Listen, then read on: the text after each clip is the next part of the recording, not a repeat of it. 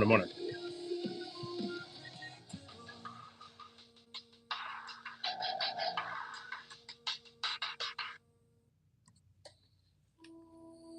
Go. Have a baby with her. Her womb is young. This will bring our son. I am with child from the richest man. I'm no longer defiled. This man is blessed of a mighty God. Now I have to get rid of this broad. My son will be born first. He will receive the inheritance. From him will come all kings. Now, how do we get rid of her? I need to think on these things. Oh, I see you looking at me with those coveted eyes. So it's the inheritance you're after. This all started with laughter. Well, the joke is on you. I'll be pregnant too. Then that runs and you will be through. Yes, we look at one another from afar, but it will be my son who will be the star. The two mountains that Sarah and Hagar, one of one is the other of freedom. Are they equal? Absolutely not. Let freedom ring through the spirit. The flesh does nothing but lie, steals and kills. Enough already. Mount Zion tells me the truth. Lays me next to green pastures. I shall know. It gives to me abundantly. His name is Ishmael. Take his name Sarah. I dare you. He's the firstborn through bondage. He will rule because of him. God will walk through the garden while it's cool. Sarah, don't be a fool. I see you both day and night while you drool. Your womb is a dry desert. You will see no seed will enter and become fruitful, none indeed. But you will be allowed to watch my son grow. Sit back and watch the show. I've watched you grow for 13 years. Finally, a rose will come from this dry ground. Isaac will be his name. I'll watch that smile turn to a frown if your son is dethroned and mine takes the crown. His birth will be a remarkable sound. So great Abraham's ears will grow dull of your rotten hound. He's a disgrace, and you both will be removed from this place. He will not share an inheritance with my son. He who was born second one, but we both will be remembered as the two mountains that are Sarah and Hagar. One of bondage, the other of freedom. Are they equal? Absolutely not. Let freedom ring through the spirit. The flesh does nothing but lie. It steals and kills. Enough already. Mount Zion tells me the truth. Lays me next to green pasture. Mount Zion is what I proclaim. What mountain were you born under? Your pulpit is in front of one or the other. Like Sarah said, her son's inheritance will not be shared. You can't put your pulpit in the center and have both. Only one made a note. He was the only begotten. In order for it to be shared now, it had to be shared then.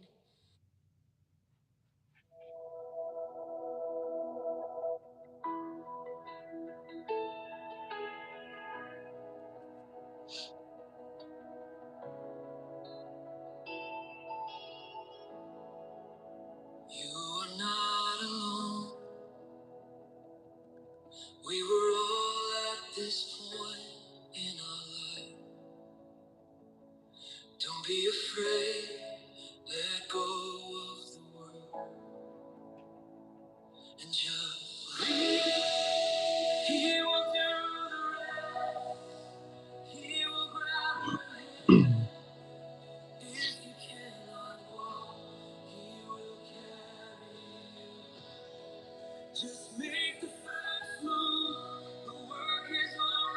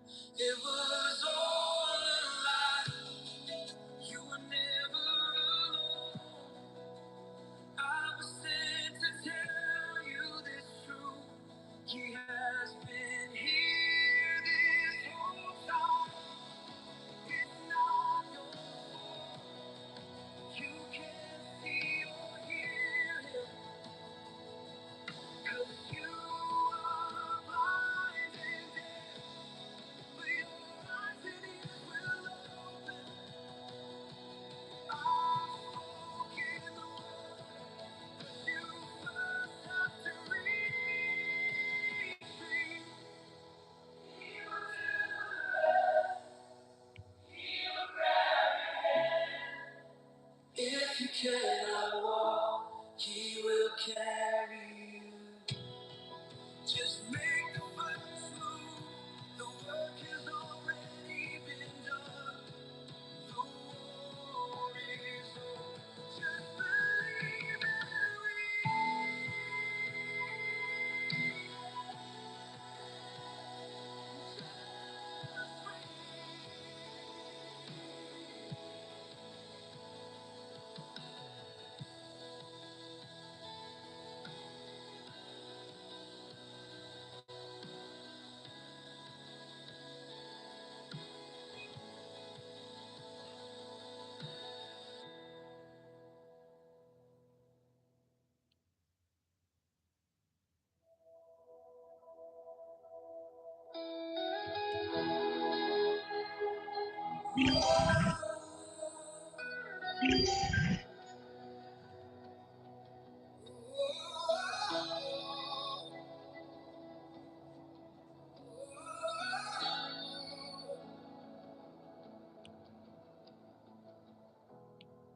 you not that ye are the temple.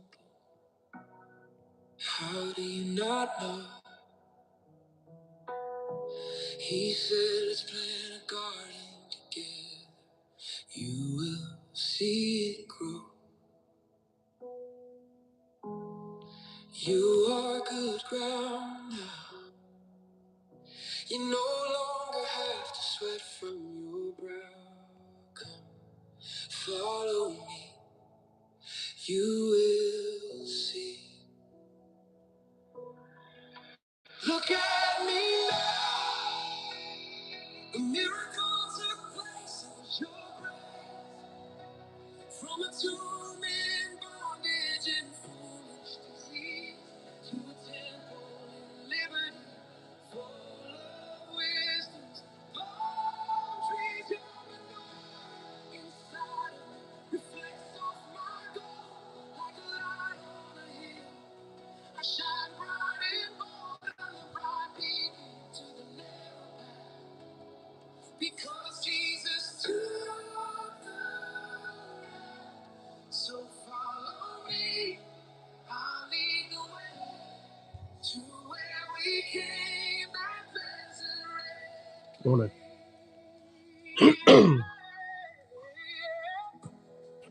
Blind, dumb, and lame, unable to lead one sheep. Now just like Samson, heaps upon heaps, my porch has been placed on a high altitude, ready to feed a shade multitude. My table of show, bread is always full. My covering is pure white, freshly cut wool from a lamb that was blameless. I am grateful. I must say,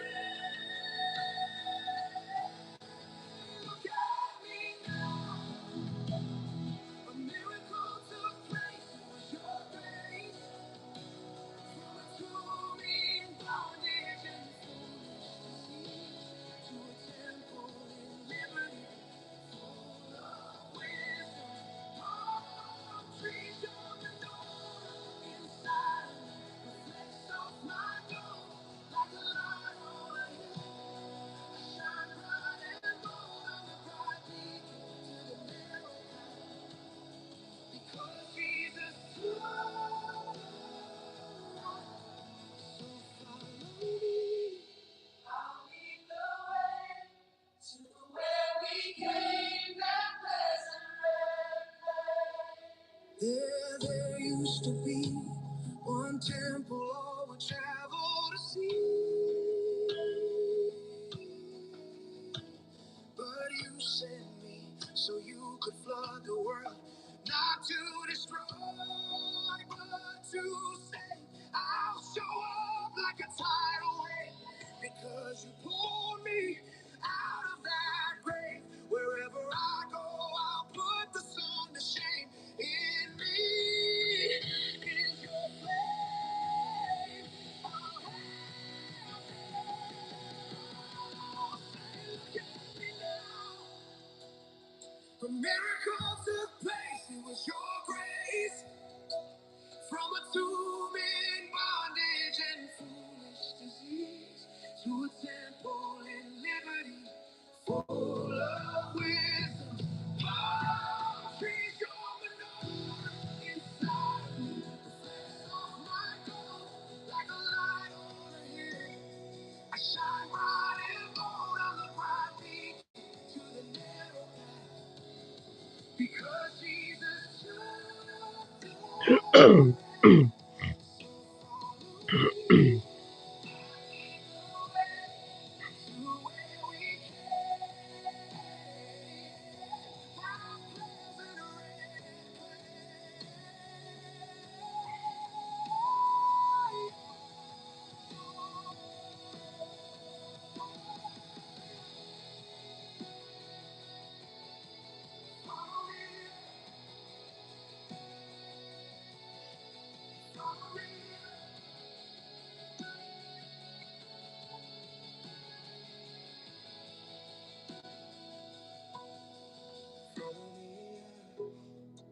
Morning.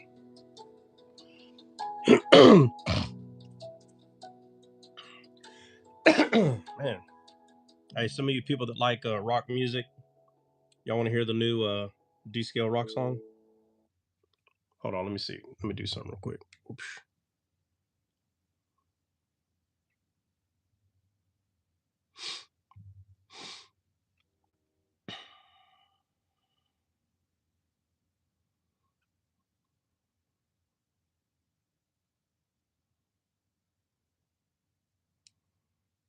It's weird. Homeboy. 411. So it's that one right here.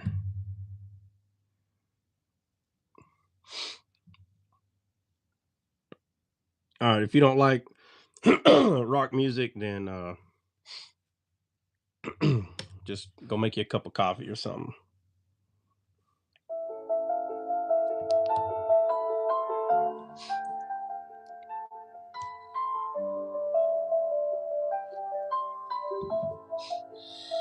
If 5 animals lay here, the bloodshed I cannot bear.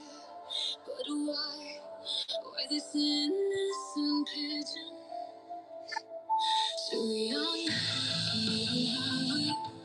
why did it have to die? And this little speaker is not doing it justice, just saying.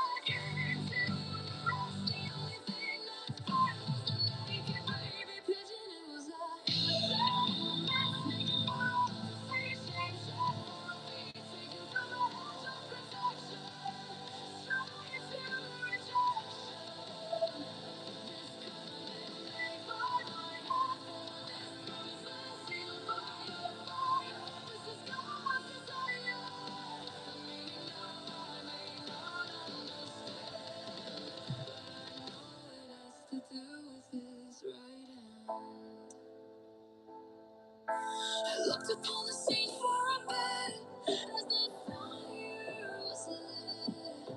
The covenant message was clear. Flesh would have to be cut away and die so that which was placed inside would come alive. God's desire was for the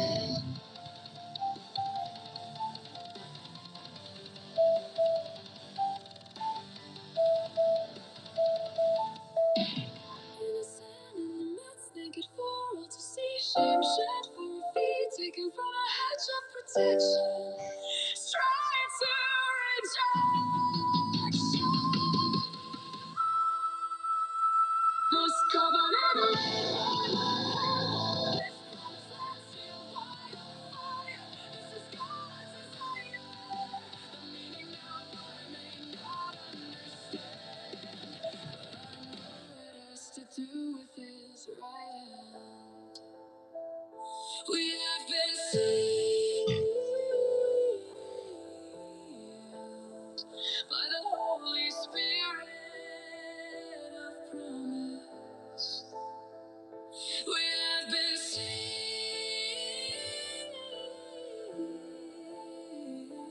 by the innocence in the midst. The innocence.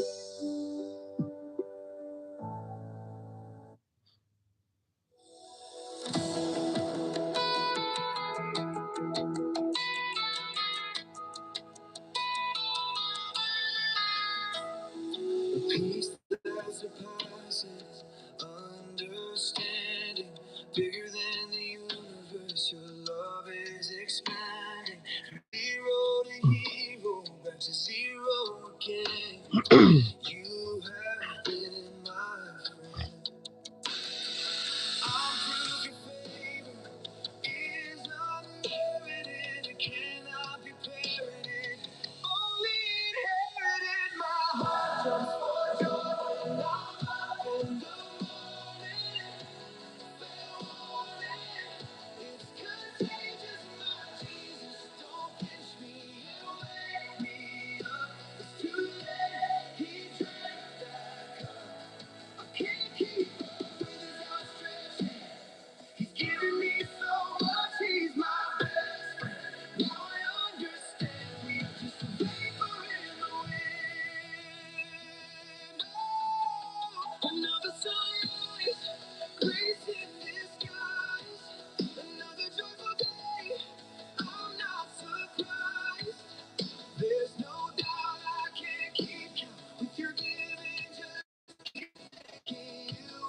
is what I will do until I see another breakthrough. Unstoppable is your way. By my side is where you'll stay.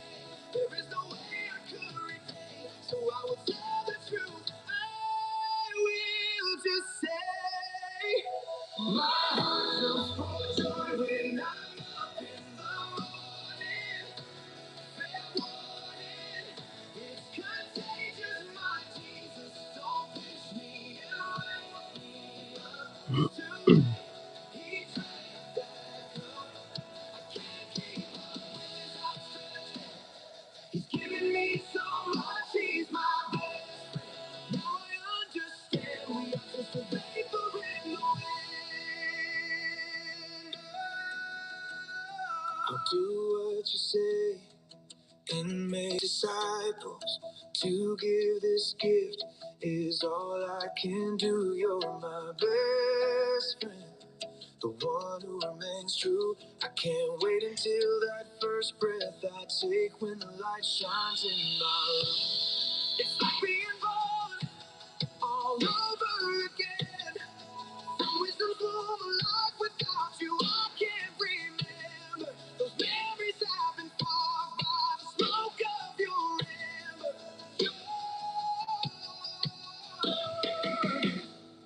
Your love has set me ablaze.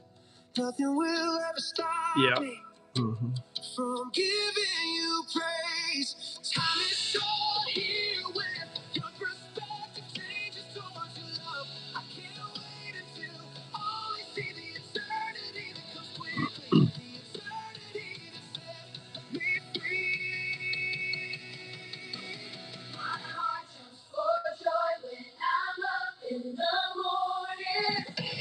Fair warning, it's contagious. My Jesus, don't pinch me and wake me up. Too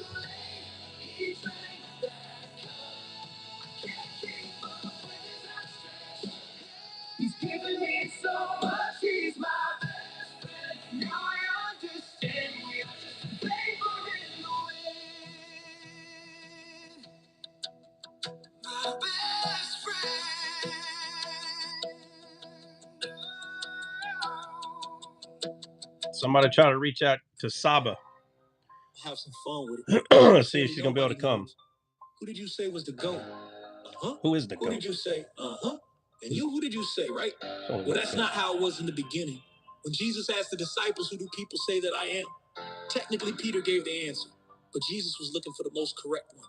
If he would have asked me, I would have said, you the GOAT, but you give us a lamb coat. Of course, after you offer your soul and you the entire Godhead, we become part of you after we break bread. Your wisdom opens up scripture, we are spirit, soul, and body, the perfect seven. Everyone's still trying to figure out how we were six and wasn't going to heaven. Finally tell it, but I can't help it. I like to see him squirm. Come on now, who can guess the number 666? Anyone? Oh, my Lord. It still points to spirit, soul, and body imperfection. The carnal mind slow as an earthworm.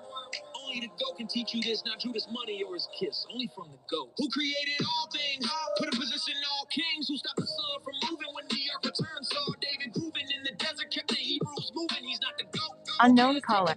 Was he not the tree of life, the opposite of strife? He's Noah's ark, the ark of the covenant, the bread of life, the new wine. We are the branches and he is the vine that already has to take a vote. That's right. You the GOAT, but you give us a lamb coat.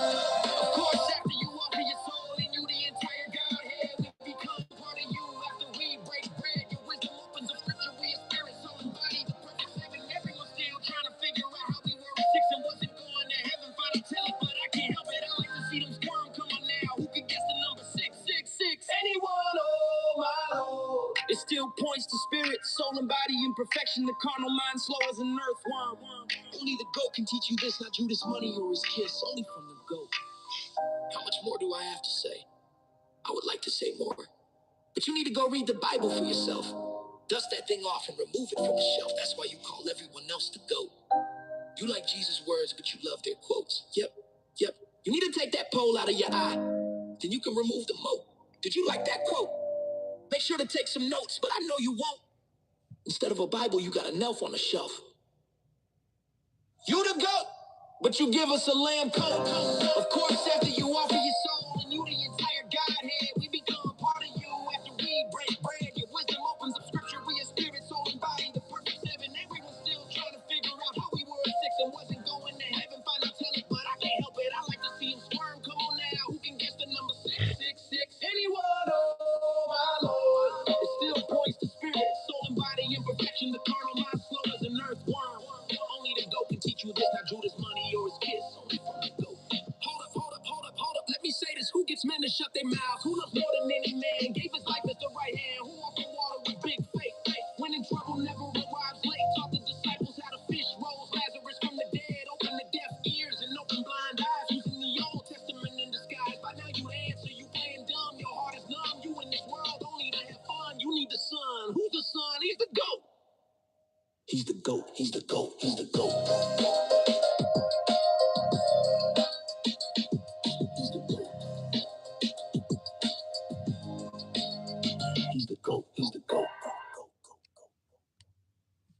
What do you say? Why is my head bothering?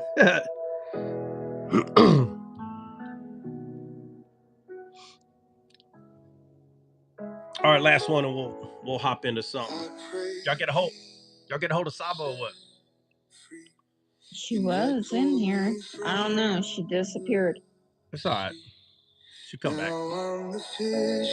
Unless she's busy. You ask about my catch periodically. Even though it's you brag about me. I see you. I stay looking in the mirror. Your reflection reminds me. Go get some coffee then. I'm the miracle. I have the boat anchored alone. How much longer will it hold? The storm at sea doesn't scare me, only pulling up the net. I catch the net when I see you walking. Or I do the fire in my, but he's undefeated for when I'm in need.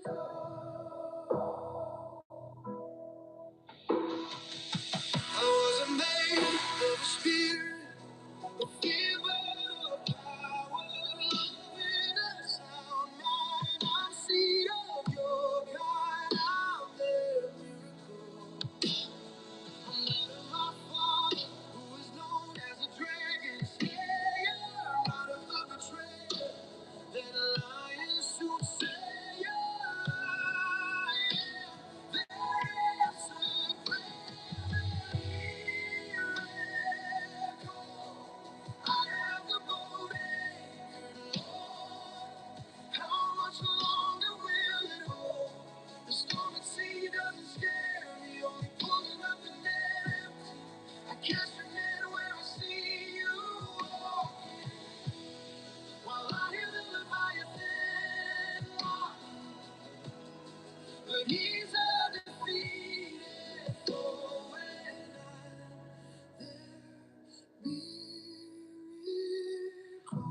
all continue to cast on the right side. That's where they cry. That's where they turn aside. That's where they ratify. That's where they become your bride. That's where they became a miracle. I am the boat anchored, Lord. How much longer will it hold? The stormy sea doesn't scare me. Only pulling up the net. I cast your net where I see you. While lying on the Leviathan, but he's undefeated. Oh, and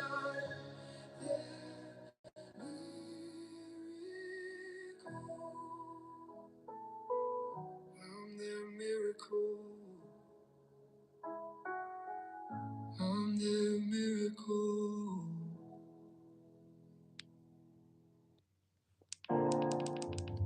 What is going on? So everybody got oh no, stop. Everybody got their coffee or what? What's going on? I'm literally getting my coffee. Get it. God bless you, brother. Yeah. God bless everyone. Yeah, man. Get you some coffee. Wake up. Go put some water on your face. Let's see. Nighty night. What's up? I need something good to eat today. Oh, Bubba, what? We have. That's not 99. Oh, I'm sorry. That's Somebody else. I'm sorry, bro. We got somebody. We got somebody that with the name Nighty Night, and I seen just automatic 2 nights together, so I said Nighty Night. My bad. Zigga. Zigga? Nighty Night Yeah. Zigga. What the heck's a Zigga? I'm not even gonna look it up. Why not? Look it up. Is that a different language? It might be. Yeah, well, Zigga, you came to the right place because we got a buffet. And it just so happens that it's a buffet. If you could just close your eyes and say, okay, if there was a buffet and it was a buffet of this and it'd be your favorite thing, that's exactly what it would be today. That's what it is. That's exactly what it would be today. So we're going over Nehemiah chapter 5. We've been going over Nehemiah starting at chapter 1. And the question was brought up, what are the 2 letters? What do they represent spiritually? If you're not reading the Bible spiritually, then what is the Spirit doing? So you got people saved today, and they're like, "Well, the Bible, the black letters on a white page, that's the Bible." So what's the Spirit? How when the Bible is talking about the Spirit helping you understand, that means that what we're saying is that the Spirit is going to help you exegete Scripture. The Spirit's going to help you do that. I can exegete Moby Dick without the Spirit. Any book you give me, I don't need the Spirit to help me exegete. And if anybody's confused on what exegete, they get these big words. It scares a lot of people. It scares a lot of people when they exegete Scripture. Yeah. You know, they're like, you need to go take a class over homiletics, hermeneutics. I remember hearing all that when I first started reading the Bible. I was like, what the heck are these people talking about? Hermeneutics and the homiletics and the ix, apologetics. I'm like, what's all this ix classes? What is this? So I went to a Bible college. This is after I studied the Bible for literally 50,000 hours. And people are like, bro, how do you not know? And I mean, I would have Christians come up to me and like, I remember some of the names now. Let me see if I can remember. C.S. Lewis, right? And what do they call like the hypertension union with fusion? What are we talking about, Alex? Sounds like a song. Exit Jesus. Yeah. Yeah. Yeah. Exit Jesus. That's what it sounds like, but it's exegete scripture. It's not exit Jesus. It sounds like that though, but it's referring to like knowing the who, what, when, where, why. That's all it's referring to. All these big words. And then when I went to Bible college and I learned all the big words, I'm like, now when people use those big words, I look at them like, oh my gosh, bro. Like, you're not even a baby yet. Like, you're still a fetus. And they they try to make it sound like they're crawling already. It's like, Bubba, you're not even out of the womb by the way you're talking. You know, it's wild. It's so wild. Anybody can fool anybody with these big words and all this everything. The spirit is the one, bro. That's the one that's going to help you understand what you're reading, right? In God's eyes. You have to understand the Bible in his eyes, the way he views it. The way he views it, not the way your carnal mind is reading it, like we're just reading a passage from Moby Dick or something.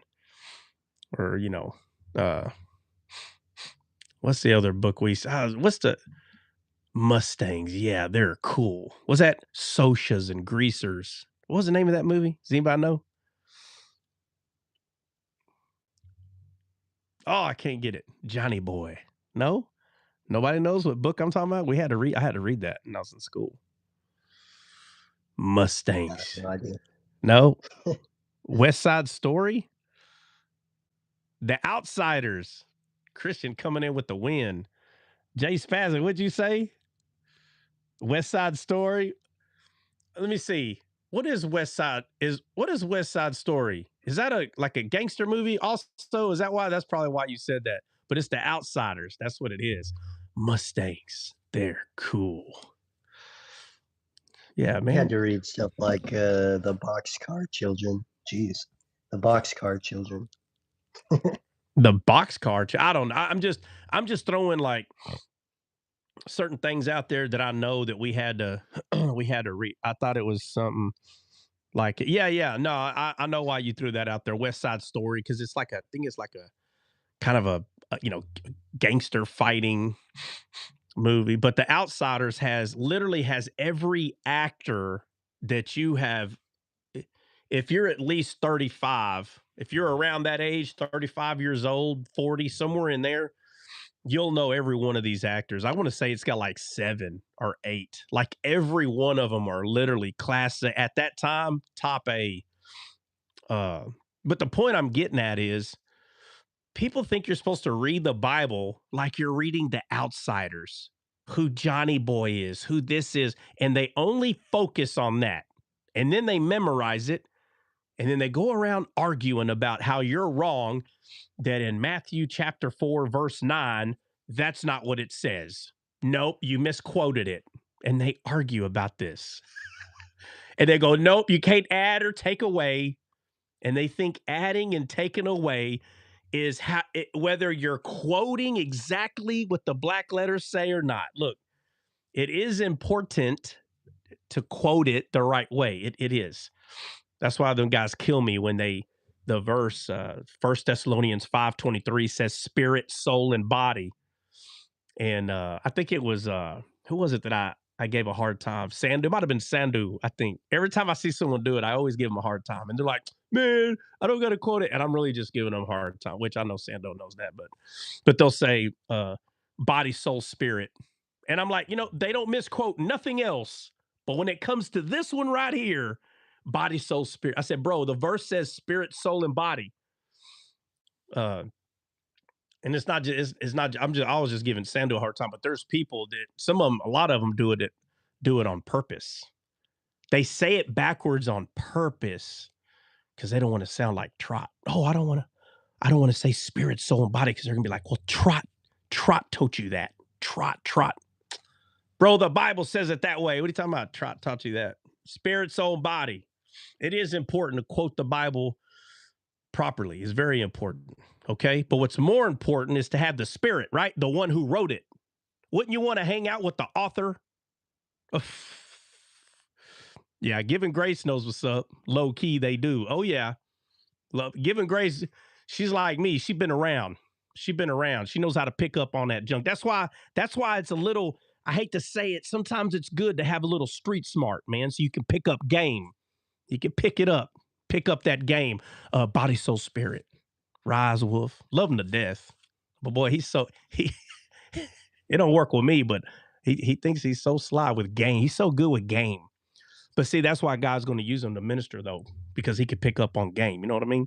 God is going to use you where he can use you. He is going to use you where he can use you. 100%. He's going to use you where you let him use you. And when you know that somebody's playing games, you can use that to your advantage. Just like Paul used it. Just like Paul used it to his advantage when he had the scribes and the Pharisees arguing. He had them arguing. He knew that some believed in resurrection, or I think it was resurrection or something. Or was the disagreement over angels? I can't remember what it was, but and because he could discern, you know what I mean? Like he knew, like, oh, wait a minute, I'm just gonna make them argue. You see how he used their flesh against them? That's why when you have a black Hebrew Israelite or anyone, you know, these weird cultish people, when you have them come in, be careful. Be careful because they'll make your flesh argue. I've seen it too many times. Christians are so stupid. I'm telling you, if I was an atheist, I'd be a millionaire. I would attack the Christians. I'd probably end up getting saved, but I'd be a millionaire before I got saved though. I'd make so much money off Christians. They're so dumb, you know? They're so stupid. You hang out with them just for a little bit and you're like, bro, you're stupid or what? What the heck? This is why a lot of people are like, well, I don't want to be a Christian. Look at this person's stupid. I'm just telling you, that's just what people say. It's what they do. That's what they say. And I'll explain. I'll explain one thing. You know, uh, it's probably best that I don't, but I will anyway. I will anyway. Their misunderstanding of scripture is so bad. It's so bad. You know, I'm not going to do it today. I'm going to leave it alone. But I'll say this: a lot of it is because of the misunderstanding of scripture, and Christians get slapped around, and they don't know how to defend themselves. It's because they're converts. They're not discipled. No one discipled them, right? They become a Christian because someone said you need to come to God and be saved. So they come to God and they're like, base. They're like, I don't have to be discipled. Base made it. It's like the world don't play by those rules. Base still get knocked down. Still get knocked down. Still get hit in the face with the ball. But I made it to base, guys. Base. No, goofball. Now you let everybody know where you're at. You're about to get attacked. Is what's about to happen. You know. But yeah, so all right, Sab, I've given you enough time to wash your face.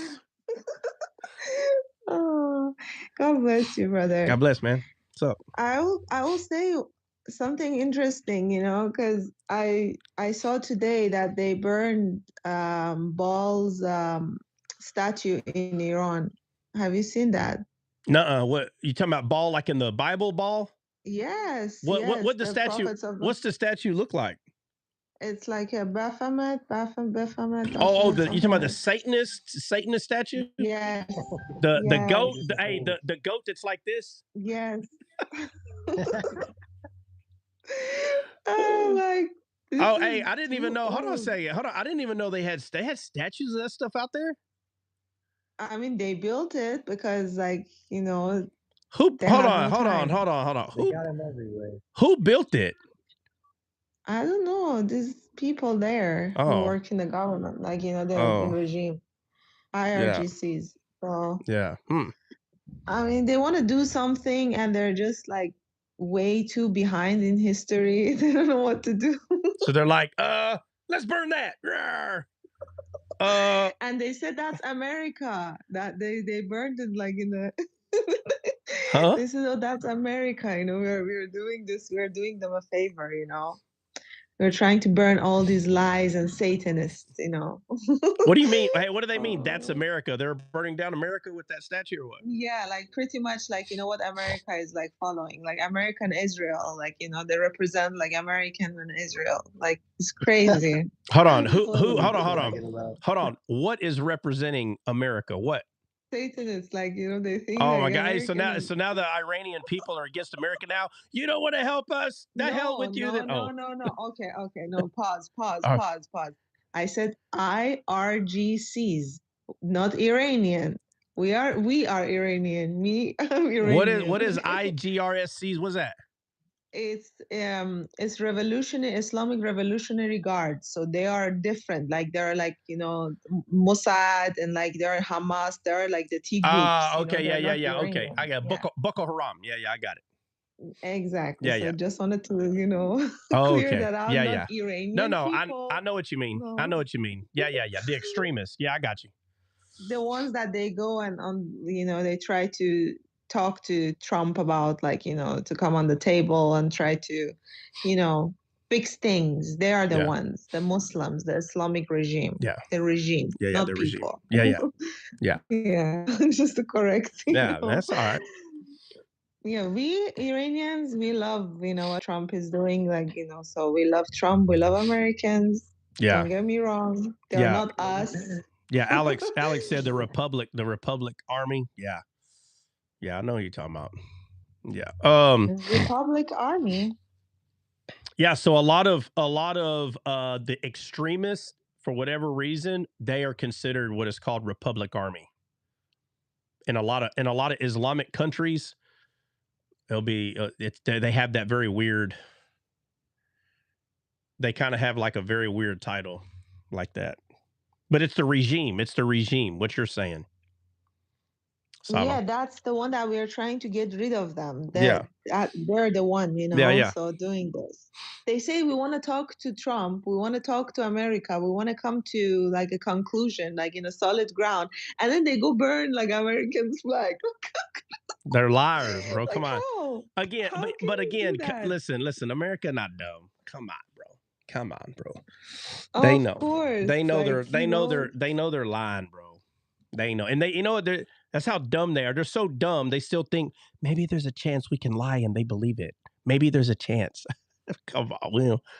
We ain't believing none of that. We lie back to them. yeah, Hey, it's crazy. what we do is we lie back to them, be like, "Oh, okay. All right. You know what? Let's shake hands." We just lie back because we know they're lying, Please bro. do.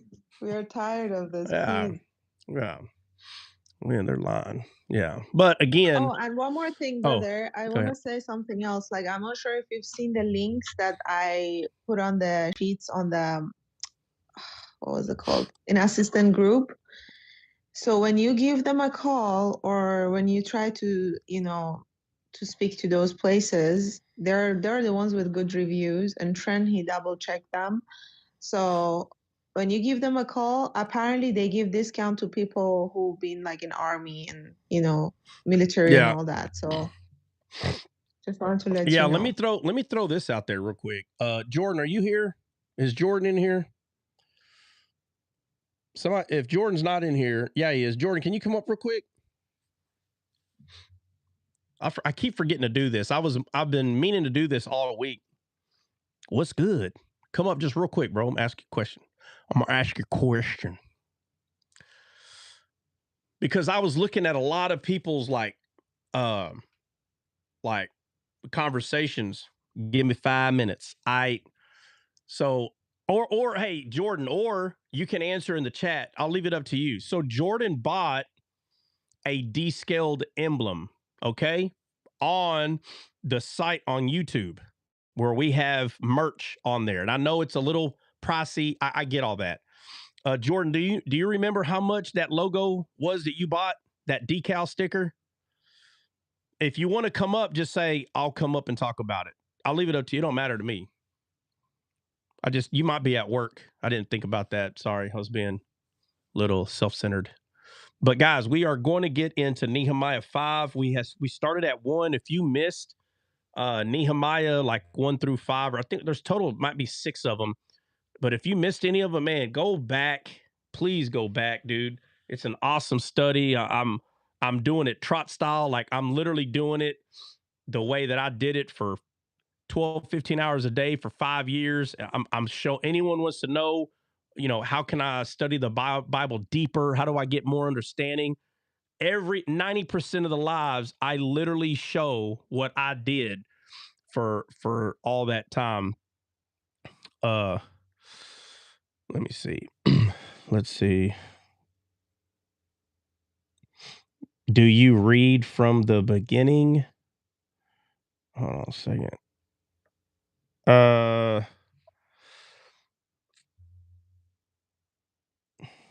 what 10 commandments on back burner?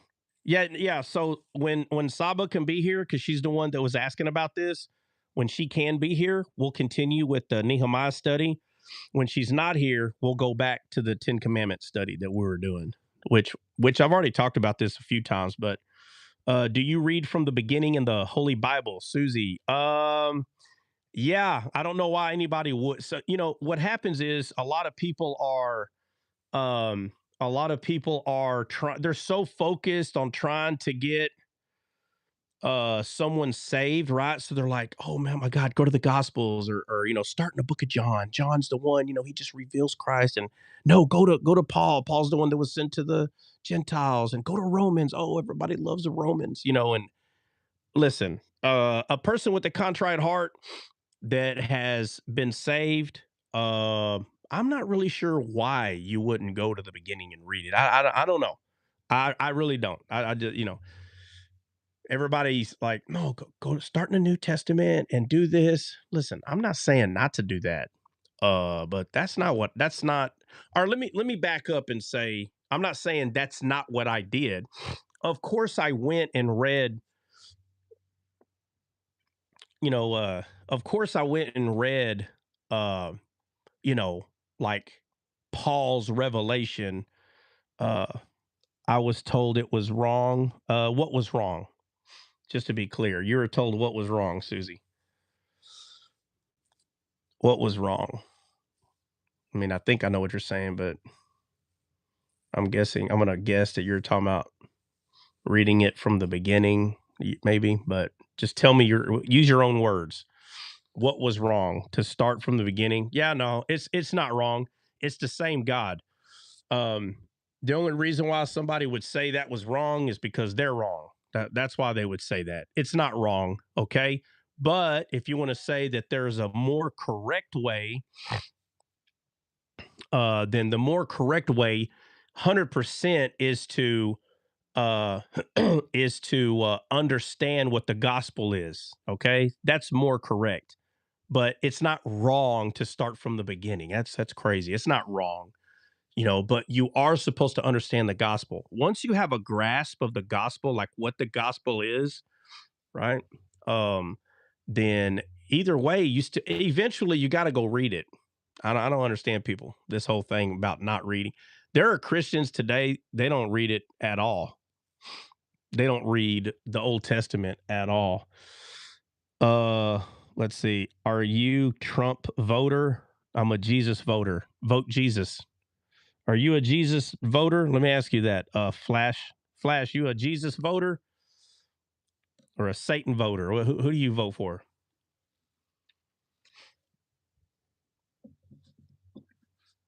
Yo, Tron. Yeah. Your stickers are $6.99. Hey, what are the sizes? Um, it Jesus, says Flash, I just told you. Who are you voting for in the last election? We both got the same question here. Same question, man. You're focused on the people in this world. I'm talking about, come on, you had a ballot? Yeah, and it had Jesus on it. I don't know how many times I don't know how many times I got to answer you, bro. Are you for Jesus or Satan, Flash? Come on, Flash. Just a simple question. Do you believe in God? Flash, I'm going to say you don't. I'm going to say you don't, Flash. Flash don't believe in God. All right. Yep, I wrote Jesus Christ on the ballot. Yep. Do you believe in God, Flash? I'm going to guess no. I'm going to guess no. You should, man. You should. Just saying. Okay, Alex, how big? Because is there 2 or 3 different sizes for that sticker? No, there's just one option, Okay. and the maximum they can give it is 5 inches by 5 inches. It's so it's about this big, right? Maybe. Let's see. Yeah, Yeah. So, it's uh, got glue on the back now, so it's it's not one of them removable stickers. But once it's on, it's on. oh, once it's on, it's on. Yeah. Hey, Jordan, Yo. you bought one of those stickers, right? Yeah. It was like $7 or $8. Okay. Can that be a bumper sticker? I mean, yeah, I guess. I never was one to throw stickers on my car, but No, I mean there's people that do though. I'm saying right, yeah, it would work. it would work. And Yeah. Suitable for outdoor work. do what? I think I did a review of it on my profile. I think I did a review of the sticker. Should be on my profile in a video. Yeah. So I'm still gonna look at what Saba brought. I'm gonna go look at all those, but um I'm just gonna go. I'm gonna see what they are, what they look like, because if it comes down to it, we'll just tell everybody to buy one off the merch. I mean, it better be better. Like, I mean, this thing better be amazing if I'm just gonna point everybody Yeah, to it. because it was yeah. Patty said laptops. Yeah, I put it on my laptop, but it was too big to put on the mug I had. I wanted to put it on a mug, but it was like just too big to put on this mug, and so I just put it on the laptop. Okay, so it's about this big, like as big as my Yeah. hand. So Yeah, so I'd say pretty close. so Pretty close. so somebody can put that on their corner back window or their bumper or whatever. Yeah, I think I even in the video I think I like put my hand to it or put something to it so people could kind of see how big it was. Yeah. So, guys, this is just something that a lot of people brought up. Like, can y'all get a bumper sticker? The truth is, our merch department, which is on YouTube, and you can find it here. Uh, you can find it here. Let's see, where is it at? Yeah, what people have to do is if they go on your YouTube and they like see your store, or they see like a shirt or a hoodie, they can click the shirt and hoodie, which will lead them to the store, and then they'll have to in the top left corner hit the button with 3 lines, which is like a menu button or whatever that shows the drop down menu of everything you have in the store. And from there, they can look up stickers, and that's where you'll find the sticker. Yeah, because you're not going to see everything you have on YouTube until right. you click into it. Right, Alex. Hey, take that off real quick, Alex. TikTok has some newer rules, and they'll hit it. They'll hit the live because they're going to say that you're trying to make money by giving. I don't want to use the word, but you're trying to conduct merchandise, and they got some. I just found that out. So, but I'm gonna look at what Saba, because that's what I needed, is to see what else was out there.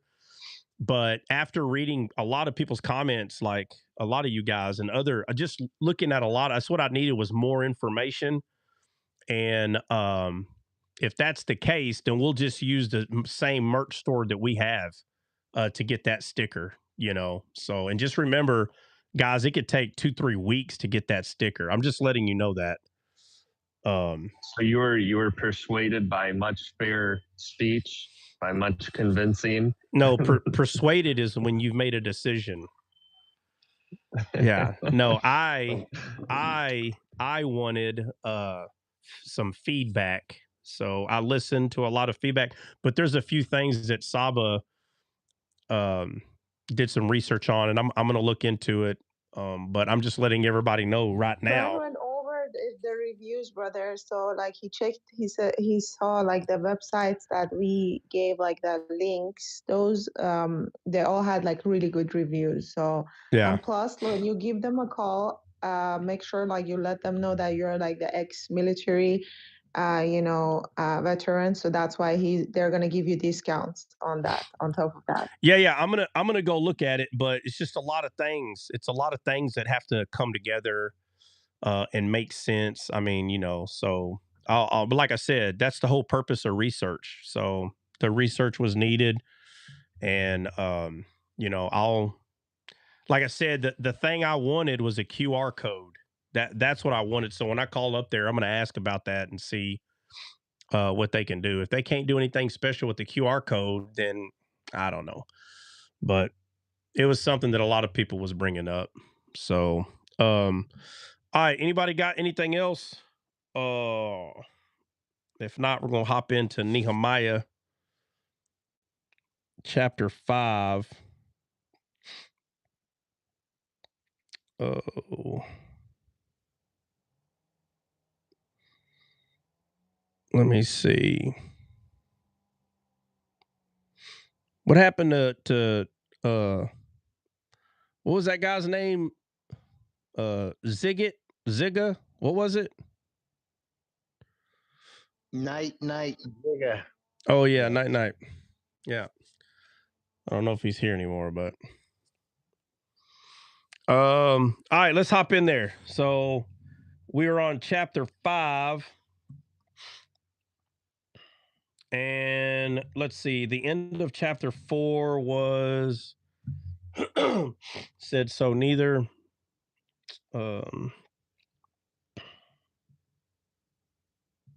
where they didn't put, I'll just read chapter 4, Nehemiah chapter 4 verse 23. It says, so neither I nor my brethren nor my servants nor the men of the guard which followed me, none of us put off our clothes, saying that everyone put them off for washing. What does that mean? I went over it yesterday, but just to recap on it, what does that mean? They didn't take their clothes off,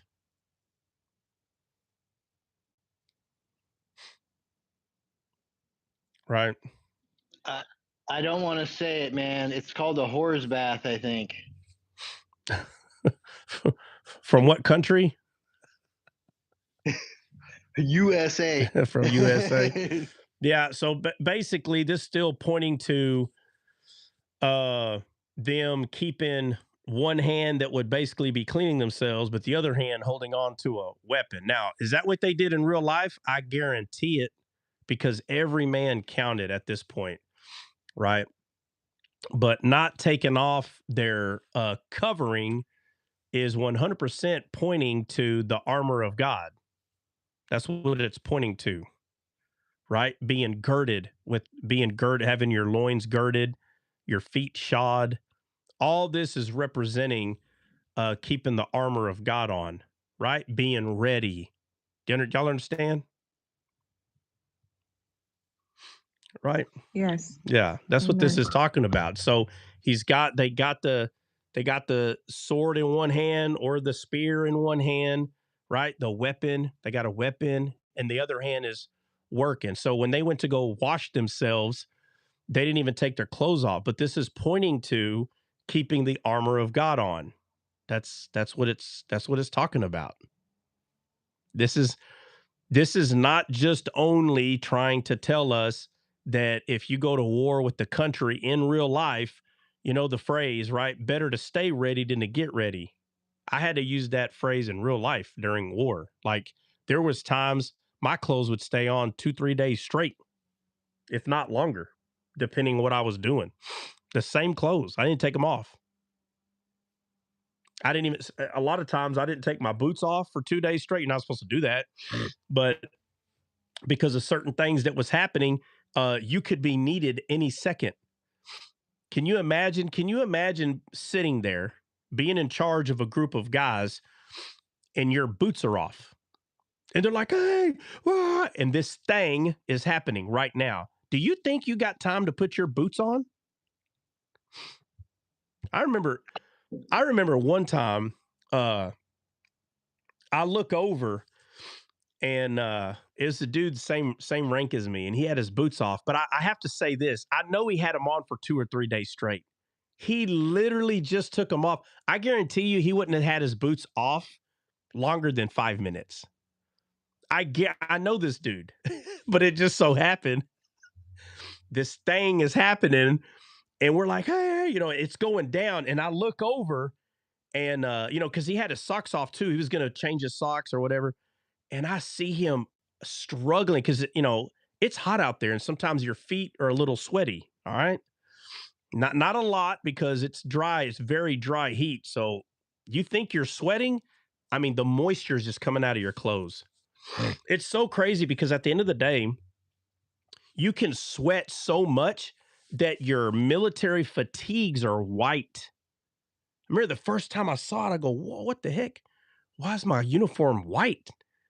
And they're like, oh, that's all the salt. So like the moisture is, I mean, getting sucked right off your body, but the salt, all the salt's not going up. It's staying all over your clothes. And I was like, wow, that's weird. So it's kind of weird to see someone with like, uh,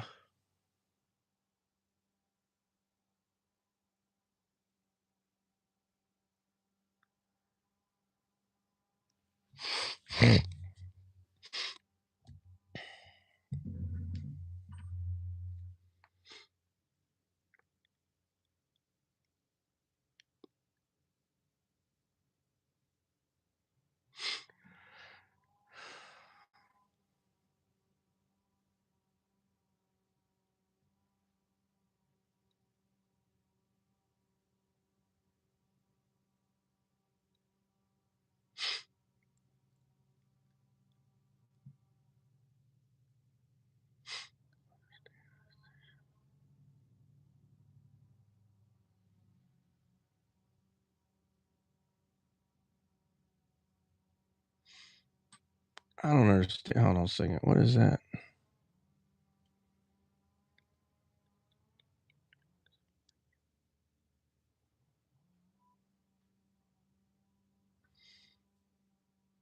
I don't know.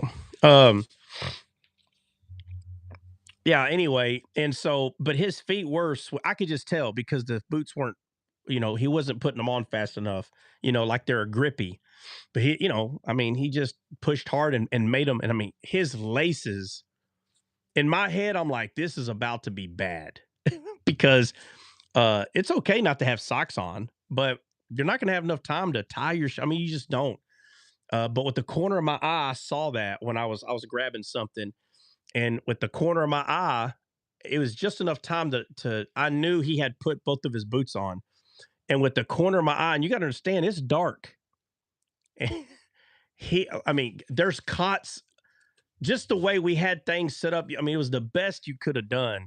But he's stepping on his laces, and he's falling all over the place. And I knew that this could get him like unalive. Anyway, I turned around, I ran over there, I grabbed him, and I yelled, "Get the right one, get the right one. I'll get the left one." I'm sitting here tying this dude, and I put 3 or 4 knots in it. I push it down his boot and take off. I take off, and he's trying to say thank you. I'm like, man, I'm behind already, and I mean, I can sit here and just give multiple, especially someone like using the restroom and this kind of thing happens. The phrase "don't get caught with your pants down." Oh man, I've seen it. It's bad. So I understand hands on real life why it's important to stay ready so you don't have to get ready. I fully understand that. And that's what's happening with these guys. The funny thing is, Paul shows us that spiritually this is true as well. So when the high priest would put on the high priest garments, it would say, let them not be loosed, meaning do not let them come off. Do not let them be undone or come off. Uh oh man. And so even though these people are fighting for us, it still talks to us. It tells us a spiritual truth. And when you hear people, when they hear this kind of message for the first time, they think that you're trying to negate physically what's happening. No, what's happening physically is elementary. Everybody knows what's going on, man. At any given time, there could be a fight or something happening, and they need to be ready. I mean, it's common sense, real simple. But for some reason, a lot of this stuff, people spiritually don't understand what it is you're talking about. And then eventually they're like, oh, I see what you're saying now. But they done cussed you up and down. They done condemned you to hell for 2 years. And they're like, oh, I know what you're saying now. Well, that's why the Bible says be slow to speak. That's why be slow to speak. Slow down, calm down. Why? Because you're going to get caught with your foot in your mouth. And now you're not going to want to be friends with them. Why? Because you're embarrassed, because you acted like a goofball. You're going to be embarrassed. It happens all the time. A lot. I witness this. People do this a lot. But that's the last verse in Nehemiah chapter 4. So starting at chapter 5, it says, and there was a great cry of the people and of their wives against their brethren, Jews. And it says, for there were that said, we are sons of daughters are many. Therefore, we take up corn for them, that we may eat and live. Some also there were that said, we have mortgage our lands, vineyards, house, that we might buy corn because of the dearth. And then there was also that said, we have borrowed money for the king's tribute, and that upon our lands and vineyards. Yet now our flesh is as the flesh of our brethren, our children, as their children. And lo, we bring into bondage our sons. So again, they're talking about being in debt. That's what they're talking about. They're crying out because they're in debt. And it says, our brethren, our children, let's see, sons and daughters. Where am I at? Okay, daughters to be, we're in the middle of verse 5. To be servants, and some our daughters are brought unto bondage already, neither is it in our power to redeem them. For other men have our lands and vineyards. And I was very angry when I heard their cry and these words. Then I consulted with myself, and I rebuked the nobles and rulers and said unto them, look, he didn't rebuke the nobles and elders by saying, I rebuke you. He didn't say, you know what? I rebuke you. No. It tells us what he said. All right. These goofy convert Christians that use the word rebuke to rebuke. Convert, babies. What are you talking about? What are you talking about? I rebuke you. That's not a rebuke. It's ridiculous. It's the craziest thing. And some of these people will be older. You know what I mean? They're like, respect your elders. And you're like, what do you mean? They're dumb. What are you talking about? They don't know what they're talking about. Respect them. Listen, it doesn't mean disrespect them. Okay. But you need to use your own freaking brain, right? Just because I've met a lot of old fools in my life. Old, 70 years old. I remember asking an older guy one time. He was pretty much on his, bed of unalivement. And I asked him and I said, hey, you're, 80 years old. Out of all your infamous wisdom, give me one sentence or one paragraph. The wisest thing you can think of. I want to hear it. And I'm sitting here rooting this old guy on. I'm like, oh yeah, he's going to give me some good. This man looked at me and he said, well, there's the sex. I said, there's the sex? That, out of all the things, you're on your bed of unalivement here. And the most infamous wisdom you can, to a young whippersnapper like myself, this is your wisdom. There's the sex. I swear, if this dude was 20 years younger, I probably would have backhand him, bro. That is your advice to me. There's the sex. Well, heck, I figured that out at high school. What the heck are you talking about? And again, you know, I'm thinking to myself, like, you know, I mean, you just feel so let down. You know what I mean? Like, respect your elders. Listen, guys, elders is not about age. Wake up, for God's sakes. Wake up, man. You just want to take the spirit of slap and just go slapping some folks. Wake up. Lord have mercy. Read the Bible, for God's sakes. Oh, there's something else I want to say. I'm not going to say it though, but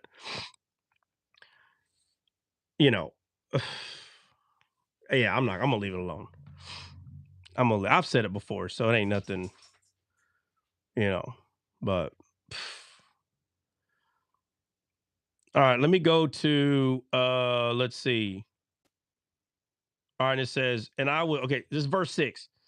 And I was very angry when I heard their cry of these words, and I consulted with myself, and I rebuked the nobles and the rulers, and said unto them, so here comes the rebuke, okay?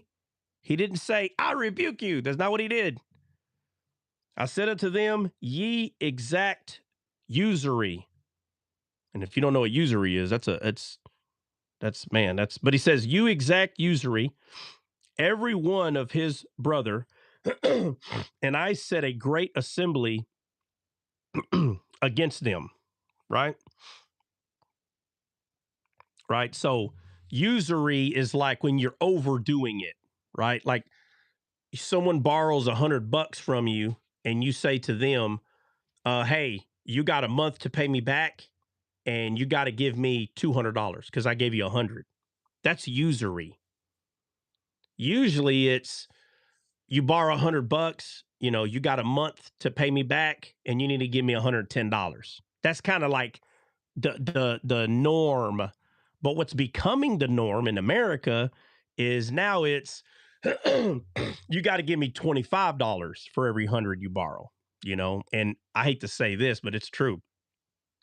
The norm is okay. The norm really is 20 or 25%, but now it's 30, 40%, bro.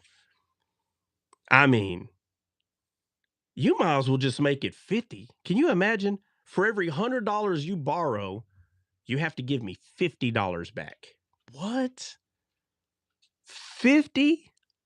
Now, obviously, guys, there's places that do worse. I mean, it's a low number, but there are people that will do 60, 70. There's people that will do that, you know?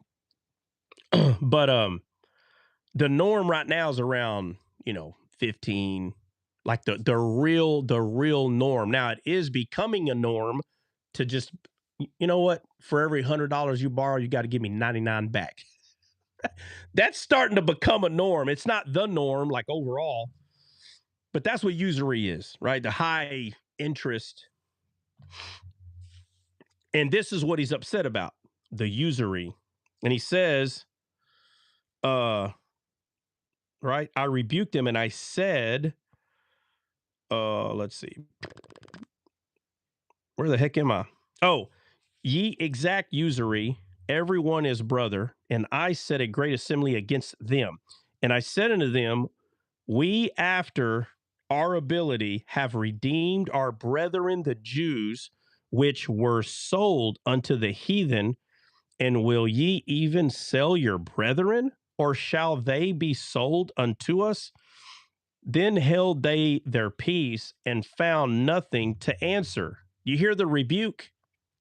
You see how long the rebuke is, bro? It's a whole paragraph. He's like saying, how dare you? How could you do this to your own people? Guys, what's wrong with you? You dumb or something? What's wrong? We're trying to get our land back and you're still holding everybody accountable to your stupid usury. That's a rebuke, guys. Not in the name of Jesus, I rebuke you. There's no rebuke. Satan laughing. You don't even know how to use your words. You know how you're going to grunt at him while you're chewing on a Snicker bar. Goo, goo, gaga. Get the heck out of here. You're a joke.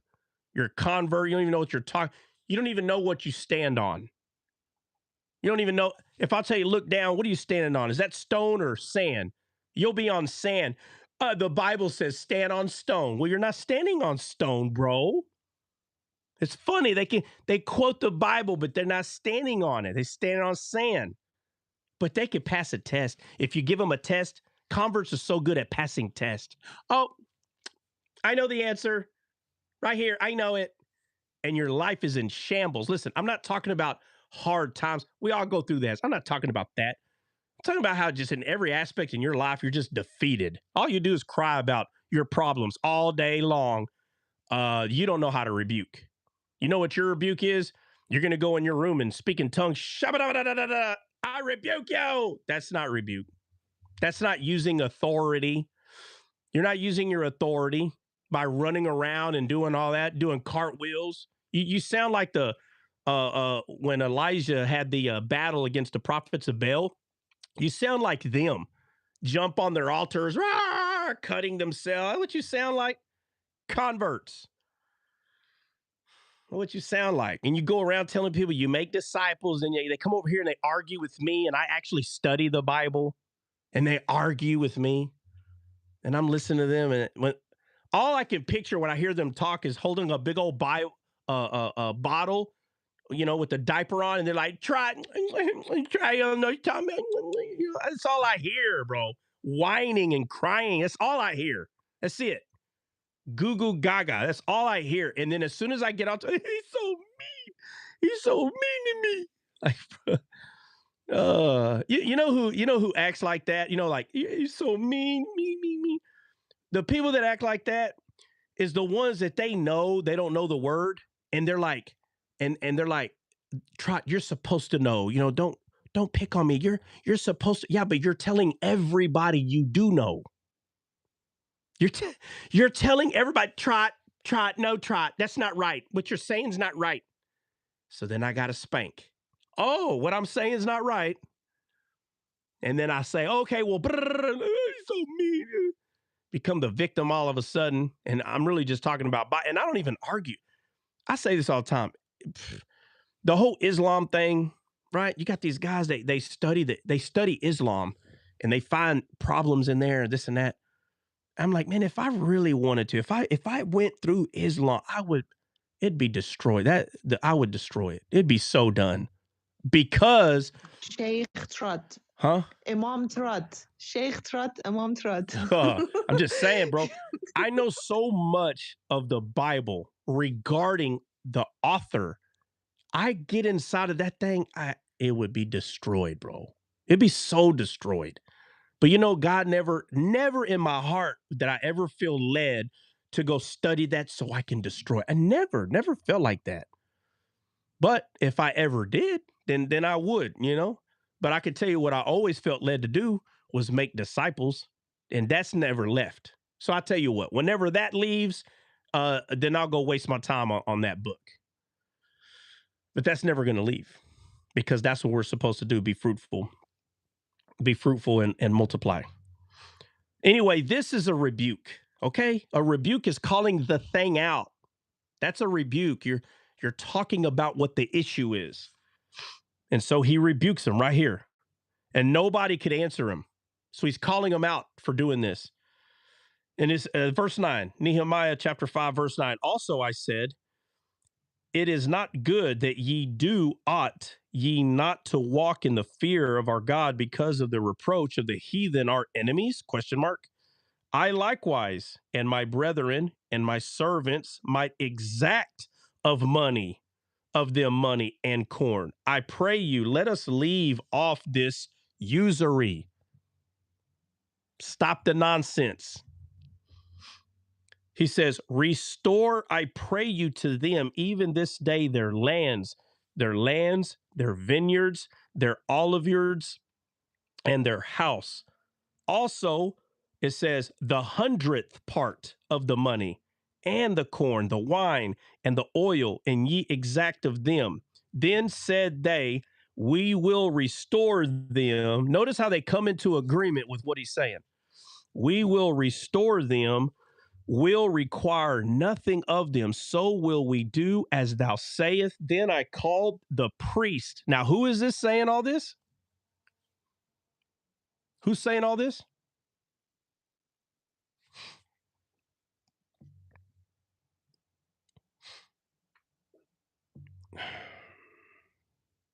Is this Nehemiah Yeah. still talking? Yeah. It's Nehemiah, right? And what does Nehemiah's name mean? Yahweh is comforter. Yeah, Yahweh is comforter. So notice the one that was to rebuild the walls of Judah, his name means comforter. So not only is he going over there to rebuild, he's rebuking the usury, which is what? Debt, right? Right, yes. All right. So and everything you see him doing is what Christ did. And notice all the items that it names, right? Notice all the items. So it says, restore, I pray you, all of them, even this day. Well, he says, this day. What does the Bible say about this day being salvation? This day. Today is the salvation. That's right, today. So he says, look, I pray you to them, even this day, their lands. That's talking about the heart. You understand? So the lands there, obviously, are talking about the people's physical lands. But the lands today is our heart. That's all the lands. Okay, look, says their lands, their vineyards, which is what? The garden, right? Not just the land, but the garden. Where did God put? That we need to tend. Yes. Yeah, that we need to tend. Okay, so God put Adam in the garden of Eden. Eden is the land, and he put him in the garden, which is the vineyard. You understand? Eden is the land. When yes, amen. Jesus took his blood and he had to sprinkle it in heaven. Why? Because the thorn and thistles were there. What's going to take away the thorn and thistles? The blood is. His precious blood, yes. Right? Amen. Right? He wore the thorn and thistles on his head. He became the cursed land. Right? The one that said, I have living water. Listen, nobody talked about having the living water, bro. It was him.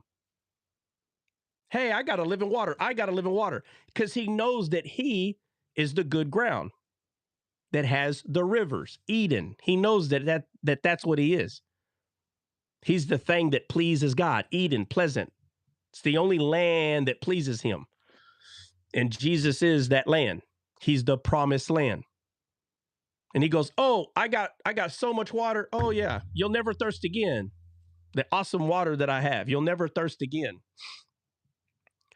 Because there's only one place in the Bible where there's all this water. And it's the rivers in Eden. That's the water that he's talking about, right? He said, my kingdom is not of this world.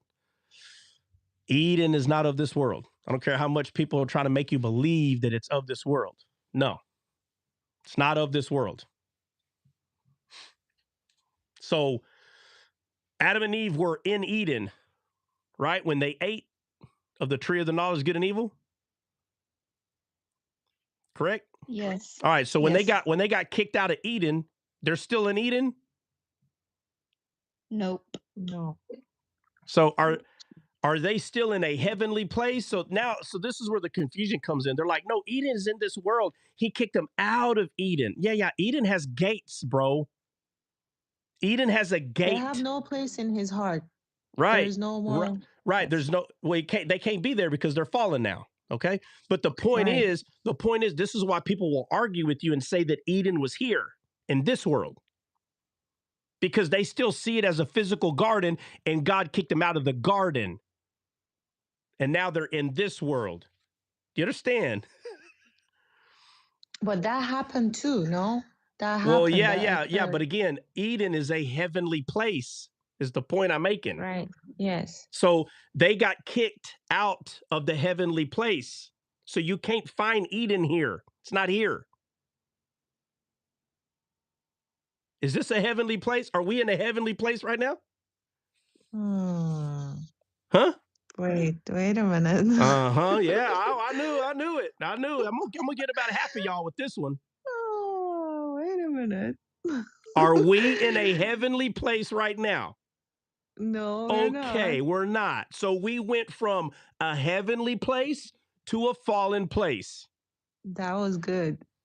Why? How come like these things they just comes out like after 2 years? Like Because if 2 years. because if I gave all of it to you in one day, your head will explode. That's why.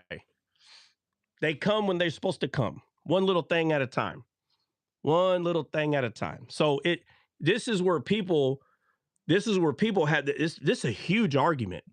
No, Eden was a real place. Listen, there's people that have been converts for so long that every little story about we're going to go look for Eden, the way to Eden, the rivers of Eden, Pison, and look, the Euphrates, look, this is where the garden was.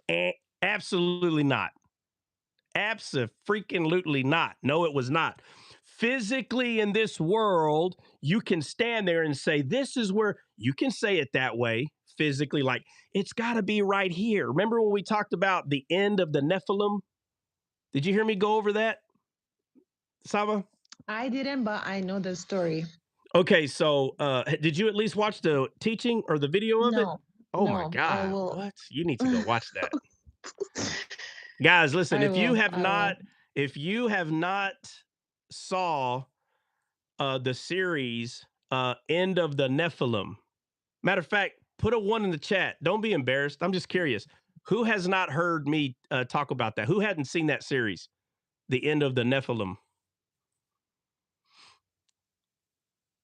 Ooh, that's a lot of people already.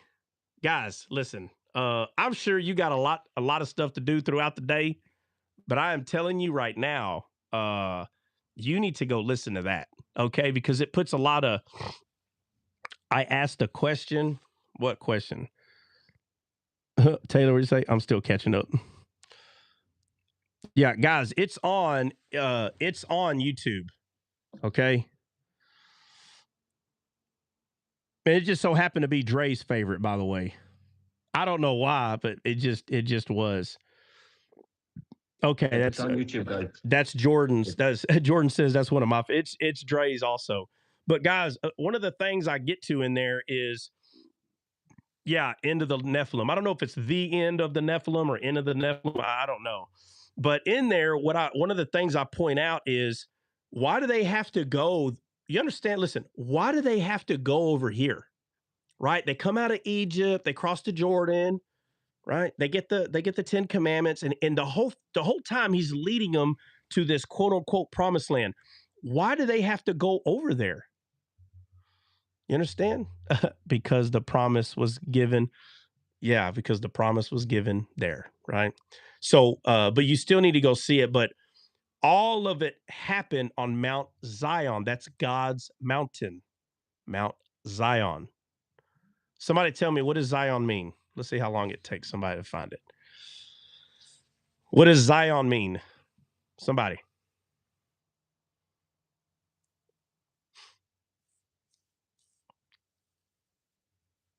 Zionist. I said it in Farsi. No. Oh wait, I had it in my other. No. Somebody go. Place. Huh? Parched place. Parched place. That's close. Yep. That's pretty close. That's pretty much what it means. It's H6726. Yeah, but where are you at? Where are you at? 1 Samuel. Okay, you're in Hebrew. Okay, now go find Zion in the Greek in the New Testament. Okay.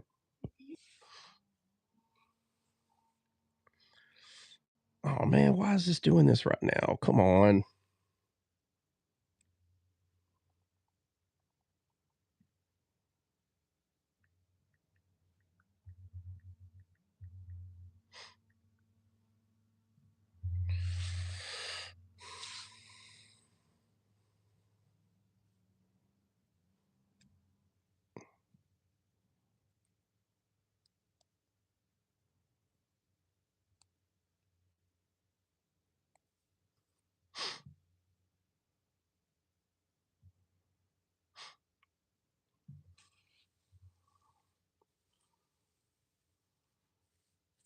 Nobody?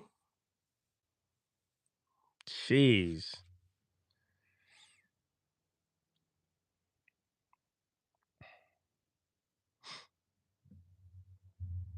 A parched place. That's what it says. It's code. Hold on.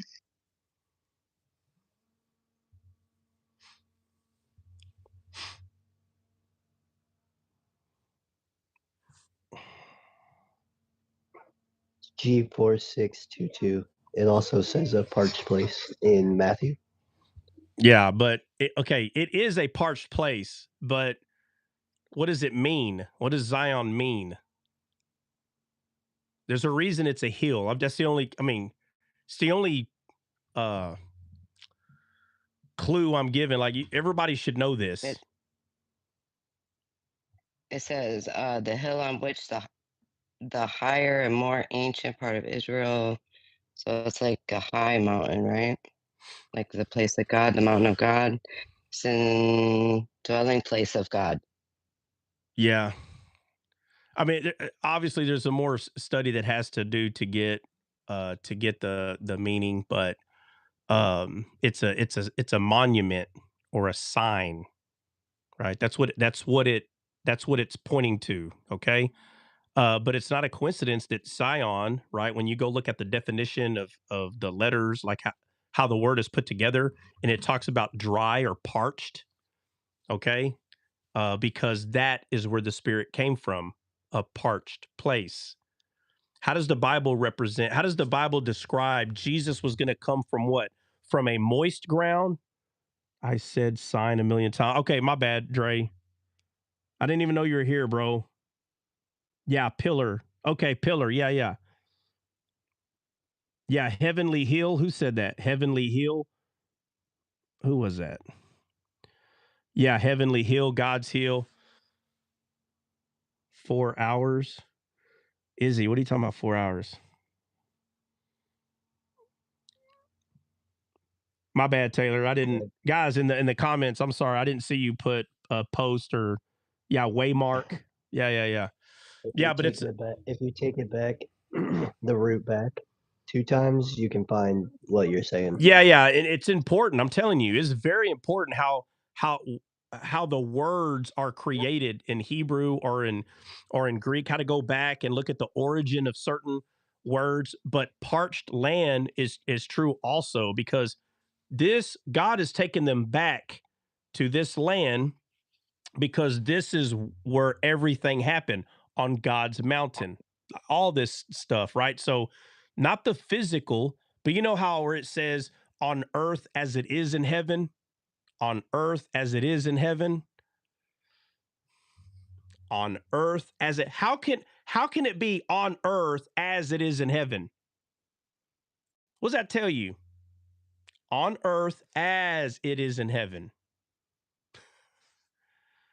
There's two of everything, guys. I've been saying this from the beginning. Okay? You have a garden that is in the heavens, and then you have a desolate land. This is it right here. Okay? But yeah, there are people to this day that will say that the Garden of Eden was here in this fallen world. And they'll say, look, the rivers are right here. It's like so elementary, bro. I get what you're saying. I felt like the spirit like departed, right? And it became a physical place. That's how I pictured it. Like, you know how like Yeah, but there is life in something and all of a sudden becomes dry. Like yeah, that's how I pictured it. It was a garden, yeah, but it but wasn't a physical place. It was a spiritual. And yeah, then once the spirit departed, and that's when it became physical. yeah, but now, but That's that's how not, I yeah, pictured but it. that's not what the Bible tells us, right? The Bible tells us that that Adam and Eve were kicked out. Right, And right. then it says at the gate he put two cherubims and a fiery sword to keep the way to the tree of life. The tree of life's still there. Yes. It's not here. It's crazy talk, especially older people. Oh my Lord. They done sitting there. Well, listen, why do you think it was the younger generation that took the land? How come the older generation didn't take the land? Listen, there's going to be people that they're set and stuck in their ways, and they're not going to let you move them. All right. Does that mean that they're not born again and they're not? No. That's not what it means. Okay. Because if that's the truth, then that would have been, that's not what it means. Okay. It just means it's going to take that much longer for us to get to the next step. You understand? The next thing, the next understanding. It's just going to take that much longer because it's hard for people to see anything further than where they are. It's just hard. I knew I was going to get about a handful of people with that one, but all right. So let's go back to. All right. So this is Nehemiah 5:11. Restore, I pray you, to them even this day. And he's telling them, give everything back. Let me go. This is what we're going over. So he says, their lands, guys, this is the heart. Okay. Their lands, their vineyards, that's the garden, right? That's where the seeds are planted in you. It says their olive yards. What is that? That's the anointing, right? Says their houses, you are the temple. Says also the 100th part of the money, which that's the word, the merchandise. And it says, and of the corn. What's the corn? See if anybody. What does corn represent in the Bible? Bread. Bread. Is the one? It's the word. The word. The seed, you the can word. you can say that, but remember, guys, there's titles for everything. The crops, right? The crops. So what's the crop? The harvest. Yeah, but what's the harvest? What is it? Believers. Yeah, people. The heart. People. Disciples. You understand?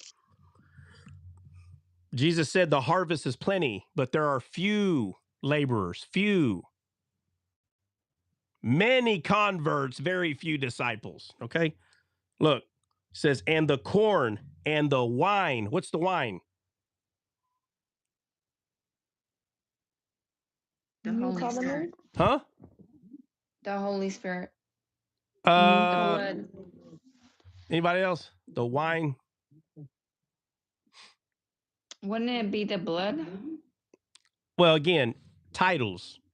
It says new vine, so it would be the new covenant, Oh, right? okay, so what is that? The born again spirit. Yeah, but what is born that? Again. What is it? What is the new covenant? Born again spirit. The gospel. The gospel. Yeah. Right? In the Old Testament, it says the son's teeth are on edge, talking about the old wine. Right? And now there's a few places that talk about the teeth being white with milk. And anyway, the new wine is the gospel. Right? You can't put new wine into an old wineskin. Right? Talking about something that was holding the law. New wine. It's the gospel, right? The good news. The law is not good news. I don't know why people miss this. The law is not good news, guys. When you have people that are so scared, they think, boy, everything in their head is about sin. Sin, everything is sin. My friend, their teeth are on edge. That old wine is done kicked their butt. But everything they see, sin. They can't see. It don't matter what you tell them. Sin. Listen, don't waste your time talking, arguing with the old grapes. Don't waste your time, man. All you're going to end up doing is making each other mad. If the person is a lot older than you and you know that they're stuck on sin, listen, they're not taking the land. Again, I'm not saying they're not saved. I'm saying you need to see them as those in the Old Testament. You understand? They're God's people, but they're scared of what you're saying. They're scared. It's scaring them. So this stuff has to be taken by faith, man. It'll scare the crap out of them. I remember telling the gospel this way to it was an older couple. They freaked out. They were like, what is it you're saying? I mean, I thought they were about to have a heart attack. I was like, what? Again, they're the ones asking me. I didn't find these people, but they're asking me. And I'm like, you don't understand what I'm saying? And I'm telling them. And they're like, well, we got to go. And I'm like, what the heck? It was the first time that I seen this kind of fear. And you need to understand that in the Old Testament, that's how these people were afraid to go take the land of Canaan. They were this kind of afraid, meaning that if Moses would have made them, they would have all died, bro. They would have all died. They wouldn't have made it. So you talking to an old grape. I'm talking about someone that is not ready to move forward or learn more from where they are. You're going to become a stumbling block to them. They're probably going to have nightmares because of stuff you're saying. So it's not because what you're saying is wrong. It's because what you are saying is no different than when Joshua and Caleb said, we could take the land at once. They looked at, use your head for a second. They were like, take the land at once. Did you not see the sons of Anak were in there? The sons of Anak, Joshua and Caleb were like, so? We got God on our side. They're like, are you crazy? We got to fight though, bro. We got to fight. I'm not fighting no 15, 12 foot tall, a freaking legion of 12 foot tall men. You're crazy. That's how scared these people get when you start talking about the gospel. Because in their head, they're like, oh yeah, gospel, Jesus saved. And then the other 99% that comes out of the mouth, la, la, la, la, la, la, la, la, la, la, la, that's it. And, I'm saying all that because the wine, the corn, the wine, and it says, and the oil that ye exact of them. He's like, whatever they borrow, just let them give back what they owe. That's it. No usury. Then said they, we will restore them. I'm sorry. Hold on. What?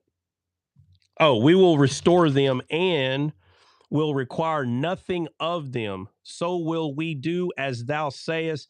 Then I called the priest and took the oath of them that they should do according to this promise. Also, I shook my lap and said, so God shake out every man from his house and from his labor, that this promise, that perform not this promise. Where am I at? Oh, even thus be he shaken out and emptied. And all the congregation said, amen, praised the Lord. And the people did according to the promise. So this was debts forgiven. So the walls being rebuilt, debts are being forgiven. All of this is the gospel. All of it. This entire thing right here. Starting with favor from men and favor from the person that is in charge of the king's trees. And so favor from men, favor from God, which is the rebuilding part. And so now the rebuilding's taking place, the debt is forgiven, and Christ says, I go to prepare a place for you. All of this is pointing to the good news. This is good news right here. Let me ask you this. Show me, where is the law right now? Where's the law? And I'm talking about Not there. in the sense of accusing. Where's it at? Nowhere. How come nobody's being accused right now? Because the comforter is doing all of that. Yeah, because it's the comforter. The comforter is doing it. The comforter is making it right. But does this sound like the law to you? Or does this sound like good news? Good news. It's good news. You don't think it was good news to find out that our city is being rebuilt? And not only that, my debt has been wiped away. Amen. So when people say, yeah, but Moses, all this stuff is written in there, and no, you're still missing it. Oh my God, I don't understand this. You're still missing it. They talk to you like you're stupid, like if you haven't read all that in there. I know what's written in there, but I'm showing you the law accuses. That's what it does. It accuses. It's not good news. I don't give a crap what you say. Anyone that is trying to use the law in a way that this is how you're supposed to live, you're stuck. You're missing it 100%. The law, let me ask you this. Was it the law that rebuilt the city? No. The law didn't rebuild the city. No. Was it the law that had anything to do with any of this? Or was it because Nehemiah said God put it on his heart? God put in his heart. In his heart. The comforter, yes. The law had nothing to do with this. God put it on his heart. You understand? Which goes back to the law being written on your heart. It's not an outer appearance thing. It's an inner appearance thing. The only outer appearance thing is the flesh, and it has to be cut away. The only outer appearance thing is the flesh. The flesh is the entire body, the carnal mind, all of this. That's the part that has to be circumcised, the physical flesh, not your pee-pee flesh, okay? The whole thing. All right, it says, be shaken. Let's see. All right. According to the promise. Okay. So Nehemiah 5:14 says, moreover, from the time that I was appointed to be their governor in the land of Judah, from the 20th year, even into the 32nd year of Artaxerxes, the king, that is 12 years, I and my brethren have not eaten the bread of the governor. So how long have they not eaten the bread of the governor?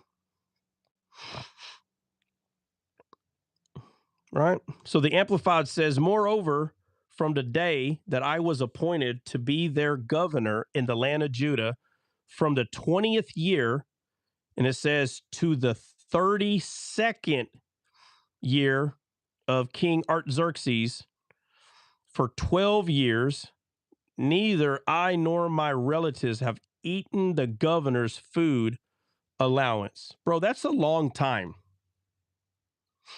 That's a long time that he's not eating from this king right here. So he says, but the former governors that had been before me were chargeable unto the people, and had taken of them bread and wine beside 40 shekels of silver. Yea, even their servants bear rule over the people. Look at this. Even their servants bear rule over the people. What does that mean?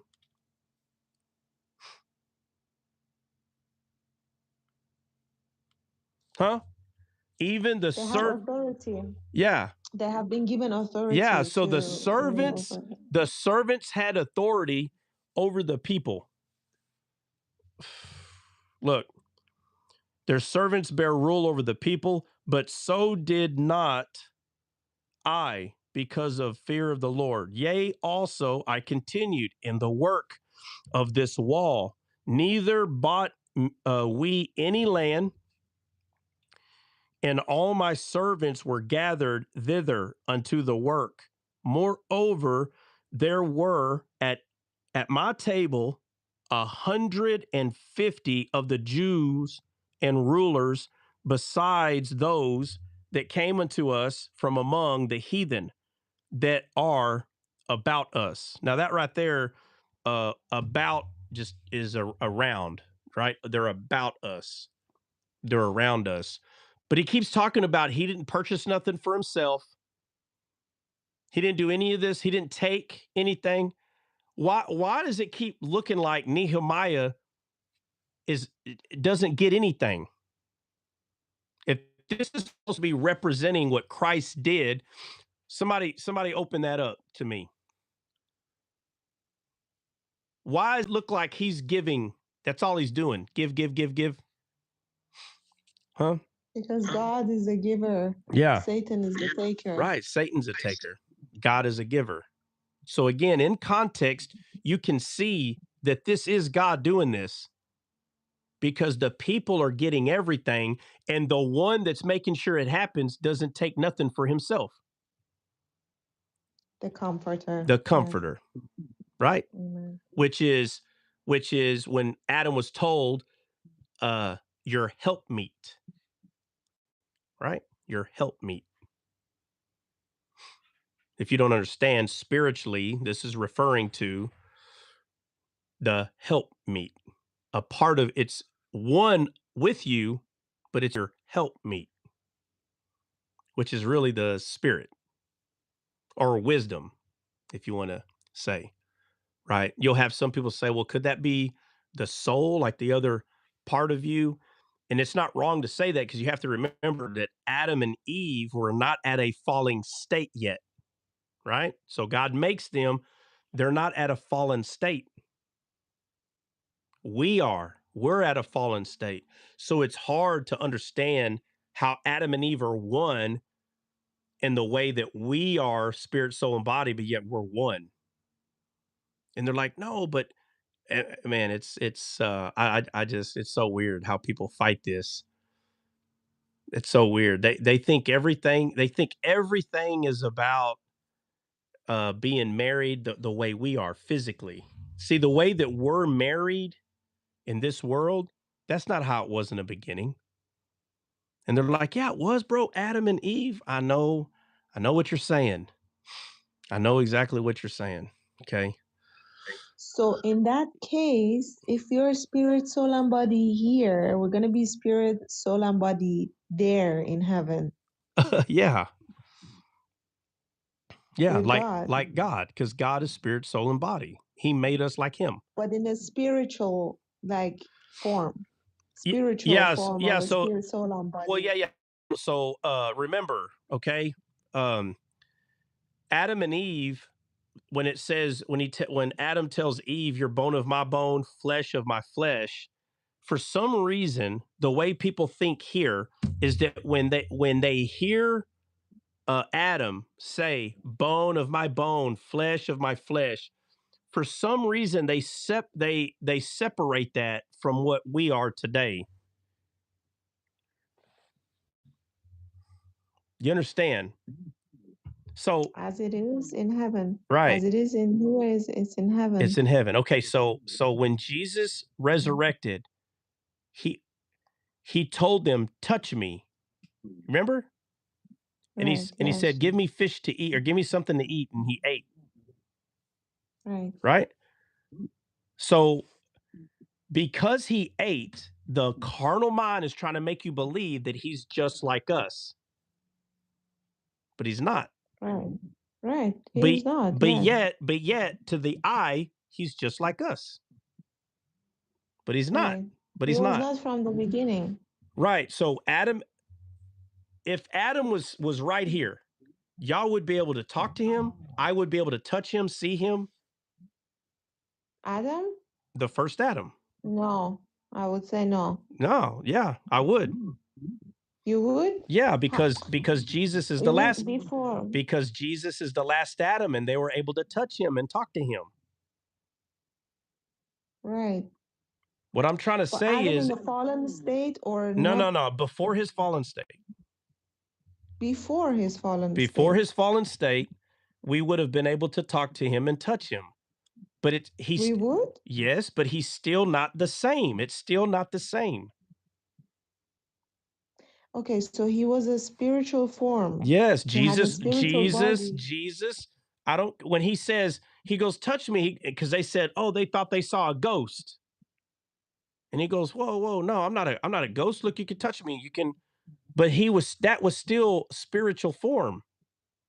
But the spirit is invisible for our eyes, for the fallen eyes, you Okay. know? Wouldn't that be like the angels, bro? Yeah. So, all right. So, yeah. So in the Old Testament, Because hold on, spirit is Saba, invisible, no? In the Old Testament, Abraham was talking to men and they ate. The three men, yes. Well, how come he could see them? Because I don't know. So were they, Spiritual. listen, so were they there or not? Was he imagining They it? were there. They were there. So they took a physical form, no? Yeah, but They can like angels even. yeah, but what I'm saying is, for some reason, people today think that Adam, if he was right here, there are people that think like, or I wouldn't even use Adam because some people will agree with that. But okay, how about this? People have it in their head that if you were to take something that is spirit, that you're not supposed to see it because it's spirit. That's what people think. But you have to have a spiritual eyes to see it. Well, Because with the physical, no. yeah, but Abraham. Okay, so Abraham physically saw them. Abraham physically saw. Abraham, because he was chosen, no? He was like It he don't had the matter. It Holy don't Spirit matter. was upon him. It doesn't matter. He's still fallen man. Don't matter. But he had the spirit from time to time, no? But that don't matter either. He's still a fallen man. I don't know. I know you don't know. That's why I'm telling you. Because then because like I don't know, like maybe like in the state that No. no. They're not How in is a. that possible though? What do you mean? Listen, this is what I'm talking about. What do you mean? How is that possible? Because like nobody can see a ghost. No. Like, Okay. Again. All right. Here we go again. Jesus was not a ghost, but he was spiritual, 100%. He just resurrected. Right. You are having listen. Listen. It's you that's having a misunderstanding. You, not just you, Saba, but people are misunderstanding this. Jesus was. I am misunderstood. Yeah. Jesus was 100% spiritual, bro. Yeah, 100%. I know Jesus was a spiritual. All Okay, right. like let's just. I'm talking about the spirit itself. Hold on. Was Jesus the last Adam or not? Yes, amen. You can't just say that and then say, but he was different. You can't do that. But Jesus had the glorified body. Adam did too before the fall, Saba. What are you talking about? Okay, I asked you. So are we talking about before the fall or after the fall? I keep saying before the fall, before. So they can see him. So if we could see Adam now. All right, hold on. You got too many. All right, too many questions. Look. Before the fall, I don't care what anybody says. Before the fall, Adam was a glorified man. Period. Yes, spiritual all right, being. so Yes. What other? Okay, here we go. What do you mean when you say spiritual? What, he was invisible? Spiritual form, yes. No. Because he had to be covered later on. No, What does it just say in verse listen, 3, Saba. Just because when something is spiritual, it can be invisible. It doesn't mean that it can't be made to be seen. So when you keep saying spiritual, you're saying invisible, right? Yes. Okay, because the spirit is invisible. All the time? Hold on. God. All the time, it's invisible all the time. Spirit? Yeah. Yes. All the time. It can never appear. No. Hold on. Whoa. Hold on. Time out. Okay, so remember when Jesus was on the road to Emmaus and he went into the house? What happened? He disappeared. No, hold on, Jennifer. Hold on. He didn't disappear. It says he vanished. It's difference. So, Saba, it says that he broke bread and he vanished from their sight, right? Like, like that. Okay, but like that's vanished. It doesn't matter. Could they touch him before?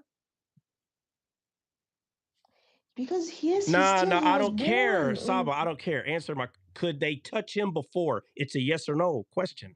This was after like crucifixion. This is after right? the resurrection. He already resurrected. After, yeah. All right. So here he is. Hold on. So here he is walking. Still. He's walking with these people. Could they touch him? Yes, How? that's He's right. spirit. No, like you say, he's spirit. No, but what I'm saying is the Spirit was upon Jesus, right? And then the Spirit departed when he was on the cross. And then again, the Spirit came back and raised him from the dead, right? That's what I'm saying. Like the Spirit is invisible itself. Like God has a spiritual form that is in heaven that is invisible. So that's how we see Jesus, his image of that invisible God that is Yeah. representative Okay. All in right. All right. heaven. Let's go. Hold on. Let's go back. Let's go back. When Jesus is walking with the people on the road to Emmaus, was he Right? physical? Could they touch him? He still had his No, no, no, body. no, no, bro. I just need to know. Yes or no? Could they touch him? I just want to know from you. Could they touch him? Yes, they Okay. every All right. All right. Thomas All right. even Hold on. touched him. Hold on. Yeah. Hold on. All right. So you said yes. All right. So my next question is, Yes. was he spiritual at the time? Jesus was a No, spiritual no, no, no. from the Listen, listen. beginning, I Well, would stop, stop. say. Hold on, hold on, hold on, hold on. Again, again. When he was walking with them, could they touch Right. him? Yes. Okay, I'm saying listen, from the listen, beginning he was a listen, listen, spiritual. listen. Just give me a yes or no. At that Yes. same time, Yes. Yes. while they could Yes. touch him, was he spirit? Yes. Okay. So Yes. so he could be Yes, both at the Mom. same time? Yes, only Yes. Jesus. How do okay, so how do we know that's true? Because it proves it right there. That story proves it. Right. So he's Right. physical. And so how could the way you're calling spirit, how could something spirit Mm. become physical and then go back to spirit? How?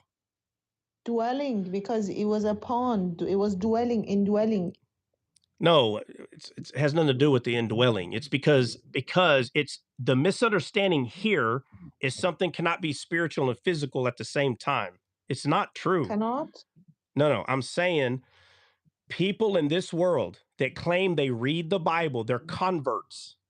They don't understand. So when they hear the word spirit, they automatically think invisible. That is not true. Mm. It's not true. This one simple story proves that to be false. He was touching their physical stuff and he vanished in front of their eyes. Both. But the way I see it is that Jesus from birth he was Jesus, and it was the same after his resurrection. It was just for us to fulfill. He was like the way I for example I understand, and I know I'm talking about myself, Mhm. okay? My understanding is that when Jesus, before crucifixion, when he was, I'm talking about when he was born, right, into Mhm. this world, the Spirit was upon him. So he didn't have this, the seed of the Father, which was the spiritual Father, right? So, like, sorry, physical seed, right? It had the spiritual seed of Yeah. the Father, Yeah. right? Mhm. So he was already spirit and body. Like, that's how I see it. So there is no difference between Jesus before the cross or after the Yeah, cross. well, He yeah. was just doing the what he had to Yeah, do, you know, exactly. to Yeah, and fulfill. and people have a problem with that, but the truth is there was no difference. That's why he was able to manifest the way he did on the Right. Mount of. Okay, so but again, what I'm trying to tell you is, uh, when you say the word spirit, it doesn't mean Mm-hmm. invisible. But the spirit is in. Oh my God, the It spirit, says, Saba, the spirit. why does Hold it on, say let me that let me he is say the this. image of the Hold invisible on, God? hold on. The spirit can be invisible. It can be. Okay. Okay. So Just because okay. just because it can be doesn't mean it's limited to only that. Right. Right. Okay. Okay. So I thought the spirit is only invisible. I know, but you think that hold on, you think that because the word spirit. Right. There's a lot of Right. trust me, you're not alone. There's a lot of Christians that believe that. And it's not true. It's not. Right. So when Adam was in the garden, he could tend to it. So he had hands. He had that glorified body. Yeah, but it was all spiritual. But spiritual don't every time I say spiritual, Saba's thinking means invisible. No, Right. That's it. no, That's what I no. think. I don't know. I could tell. There's a lot of Christians that think that to this day. They hear the word spirit, oh, invisible. What? That's not Jesus was the entire time that he was here, he was a glorified man, the same way as the Right. first Adam. But we see And it was him. Jesus only. And so can we say it was only Jesus and Adam that was like that? Yes, that's it. There are only two men. That's why That's right. Okay. one's called Adam and Okay. Jesus called the last. There's only been two. Okay. Okay, that makes sense now. Yeah. Because if you are saying like, because we know the first Adam, he was also like he was a special, like Jesus, like glorified, right? In a Special. He sense was of special. like both of them, right? Because they are the only ones that they were They in were that no. state. The Bible calls it very good, or they were perfect. Perfect. Perfect. Yeah, perfect state. Yes. Yeah. So we are not going to be perfect until we are departed, right? Yeah. From Until this we get our fallen glorified flesh. body. Yeah. Right. Yeah. So Okay. Adam, he was at a point that he could say there was a point in his life that he knew what it was like not to be a fallen man. He knew what it was like. You understand? Like if you were talking to him right now and you could ask him, "Hey, what is it like not to be in a fallen state?" You could ask him that. He could tell you. You understand? Yes. All right. But we don't know what it's like to be where he was because we've never had a Right. glorified body. Right. But when the word spirit, so when someone says, "So Adam was like us," and I go, "Well, yeah, he was just like us, but it was spiritual." I'm not saying he was invisible. That's not what I'm saying. Right. Yes. I'm saying it was spiritual flesh, spiritual bone. It was spiritual. But I'm not, that word spiritual doesn't mean, I'm not saying it to say invisible. When Jesus was here, this is hard for a lot of people to hear. When he was here, he was 100% a glorified man, just like the first Adam. 100%. He was It perfect. makes a lot of sense now. Yeah. Because like I'm like how, like Jesus, because I was like thinking about this before, like, how could he, this spirit was upon him, right, in this physical state. So if that is the whole point, that the spirit can be, in the state Yeah. of So the spirit wasn't upon. Yeah, yeah. physical. So Jesus was not walking around in a physical body and the spirit was upon him. No, no. No, Everything, no, no. everything what he was spirit. The whole thing. The body, everything. Wait a minute. Yeah, Okay. I knew. I knew. Now you just opened another The whole worms. thing was Can of spiritual. worms. Oh my God. Okay, so hold on. Yeah. But Mary had. Okay, you mean the whole. Okay, so you mean that was in the fallen state? Is that what you're trying to say? What? Do what now? The fallen state. So he was not in the fallen state from the first Adam. Okay, who wasn't in a fallen state? Jesus, Jesus. No, Jesus was never had fallen I state. know. Yeah. Yes, I know. But is that the reason that you said that his body was spirit too? Okay. All right. So a seed came from heaven and went into Mary's womb, right? Right? Was that a physical seed? Did God go get a watermelon No, seed and stick it in her? no, Okay. spiritual. Okay. Spiritual don't mean invisible. Hmm. Okay, now again. Yes, okay, okay. All right. Okay, I'm gonna keep going. Okay. Okay. Yeah. So And listen, then it was a spiritual seed that grew in her. right, Okay. right. Nothing from the mom was put inside that seed. It stayed spiritual the whole time Right. until she gave birth Yes. to it. So there's no um nothing from the mom was like blood. Blood did not go from the mother to Jesus.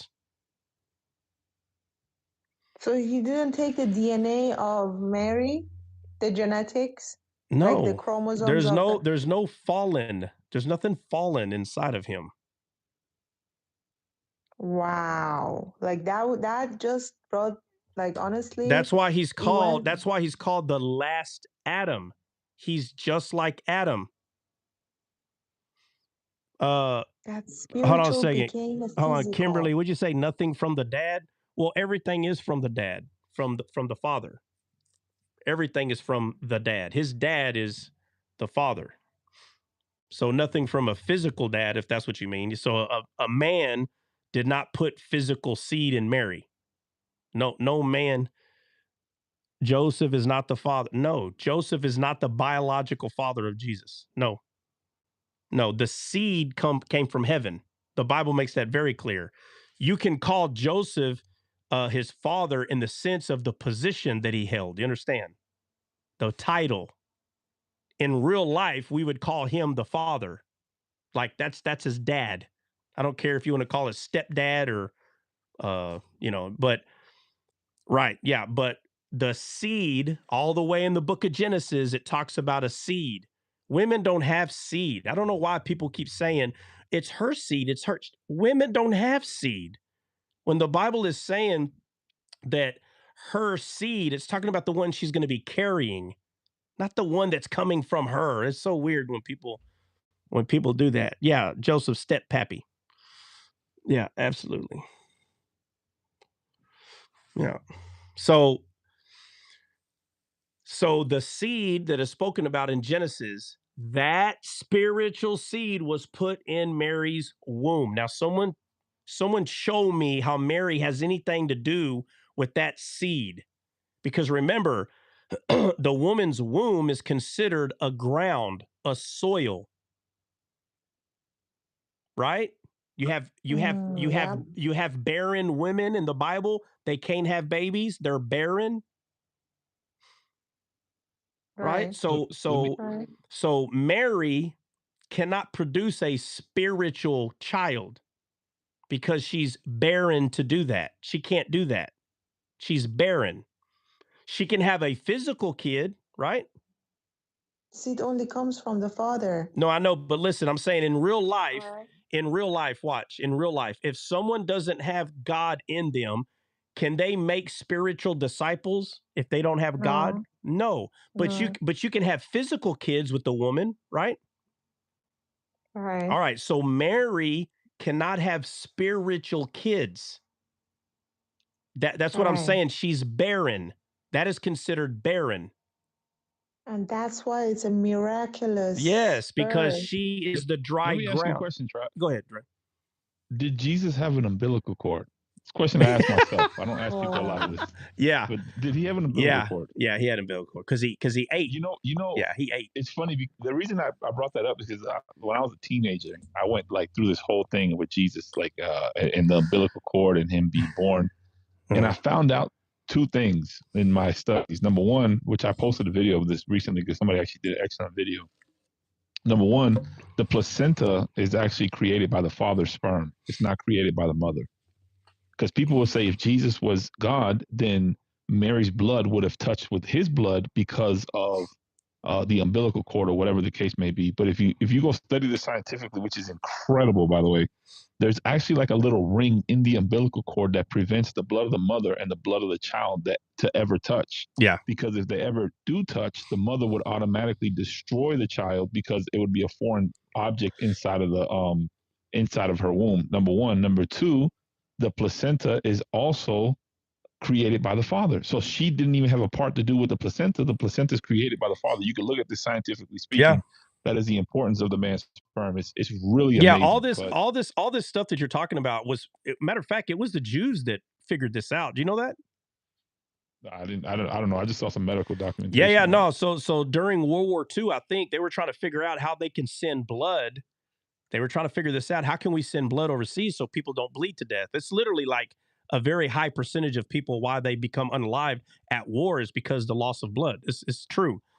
And in their findings, while they're trying to figure out how to do this, is when they found out that the blood that's in the baby doesn't come from the mother.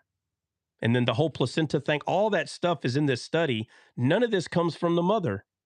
So, so for this story to be 2,000 years ago, when we didn't have that type of medical knowledge to know that, look how this story still remains true to this day. That all the blood, everything that Jesus was, it grew within him in the womb of Mary. But the umbilical cord thing and all of that, there is no issue with the fact that what she ate went into him because Jesus ate. That wouldn't be an issue, not even a little bit. Right, and the nutrients is not DNA, so it's Yeah. completely different. I'm Wait. telling you, I preached this. I preached this like, bro, I kid you not. It was like 20 years ago. It was like in 2006. I was fresh out the Marine Corps, and I was back into fresh off like, the wax. Fresh off the wax. yeah, I was fresh out the fresh out of a high and tight. For real, bro. Yeah, but I preached it because at that time, and I don't know if anybody ever had this. Like, I grew up in church, obviously, but when I went to college after the Marine Corps, I took a philosophy class. It was part of my curriculum for law school, whatever. And I was like, a lot of the stuff that they started bringing up, I started questioning certain things. And I'm telling you, the Bible's irrefutable. It's irrefutable. I went back to this, and then I preached this at a youth conference in West Palm Beach. I'll never forget. It was crazy. And people were like, yo, a lot of people never even thought about that. But I was thinking about these things outside of the box way before. Yeah. But, yeah. Yeah, so and y'all already know we're gonna. So can I ask Oh, go ahead. now? Hold on, brother. Just so in Genesis 3, verse It's 21. Three. Yeah, Genesis 3. 3. Okay. Oh my God. Can we? I don't understand this. Right. This Arabian. Iran. This Arabian thing we The got. See how Lord annoying it God is when you get made corrected on your pronunciation every 5 minutes? Iran. The Lord God made tunics of animal skins for Adam and his wife and clothed them. By the way, God bless you, brother Dre. Shalom, shalom. Shalom, my Shalom. Jewish sister. Shalom came from it didn't come from the Jews. It came from the Persians. Came from the Persians. Shalom alaikum. Exactly. And I wanted to say She said exactly. He trying to gaslight. Yeah. She jumped in there too. She's like, exactly. That's what I was gonna say. Precisely. Oh my God. Yeah. What are you reading? So, Genesis 3, verse 21. Woof. Hey, but you're in the UK. Hey, you're in the UK. Hey, do you ever catch yourself speaking like a UKian? If I start like talking to my British like friends or like people who are like, I get their accent. She's like, oh, I just went. Johnson, go get the crumpets, the crumpets and the tea there, mate. Cup of tea, please. Get a cup of tea and some scrumpets, maybe some biscuits and tea. Y'all's UK biscuits are way different than Texas biscuits. You give they're nasty in the UK. Yeah, they're like cookies. They're like little crackers. Shortbread. Yeah. Little crumpet. Put some chocolate on that. Do you know, Trot, that they eat pinto beans on toast for breakfast, bro? Pinto beans. That's the best. Pinto beans and toast, bro. That's their thing. It's disgusting. I was like, who eats this? Beans and on toast like that. Like toast. It's not like it's barbecue beans. You know what I'm saying? Like not barbecue beans that you have like the white bread, the Wonder Bread, you dip it in. We're talking about like toast. I didn't know that. And like some it's gross, bro. I was like, these guys can't. The worst country to go eat at is UK. Well, listen. First of all, I like beans, okay, and I like toast, so I can see how that would be good. I get it, but that is an odd combination. You know, that's weird. Toast, and then you're gonna eat that with some tea instead of like coffee. Like at least add coffee to it to try to make it somewhat come back together. Beans on toast. Here's my thing. Where are you getting this, brother? They eat it with coffee. Like they eat it with like morning breakfast. Like No, you guys drink tea for everything. You guys don't drink coffee. Yeah. Hey, don't y'all have? Hey, how many? Hold on. Don't y'all have like first tea, third tea, 8T, 7C tea, 11C teas? Don't you got like? They got every hour of tea. The first hour, the second hour, the third hour, the last hour. He's like, Mums, can you come visit for the third tea? I won't be home for the first tea. Maybe the third. Would you like sugar in your tea? Yes. Please put 2 cubes. Put 2 cubes of sugar. 2 cubes of sugar. You think you can crack 1.5, 2.5? So like, no, you don't have to cube. You put the cube in, let it dissolve, halfway, and then you take the booger out of there. Then 2.5. That was so British though. Oh my God. All right. Go ahead. Where you at? Okay. Genesis 3, verse 21. The Lord God made tunics of animal skins for Adam and his wife and clothed them. All right. So, what about it? Okay.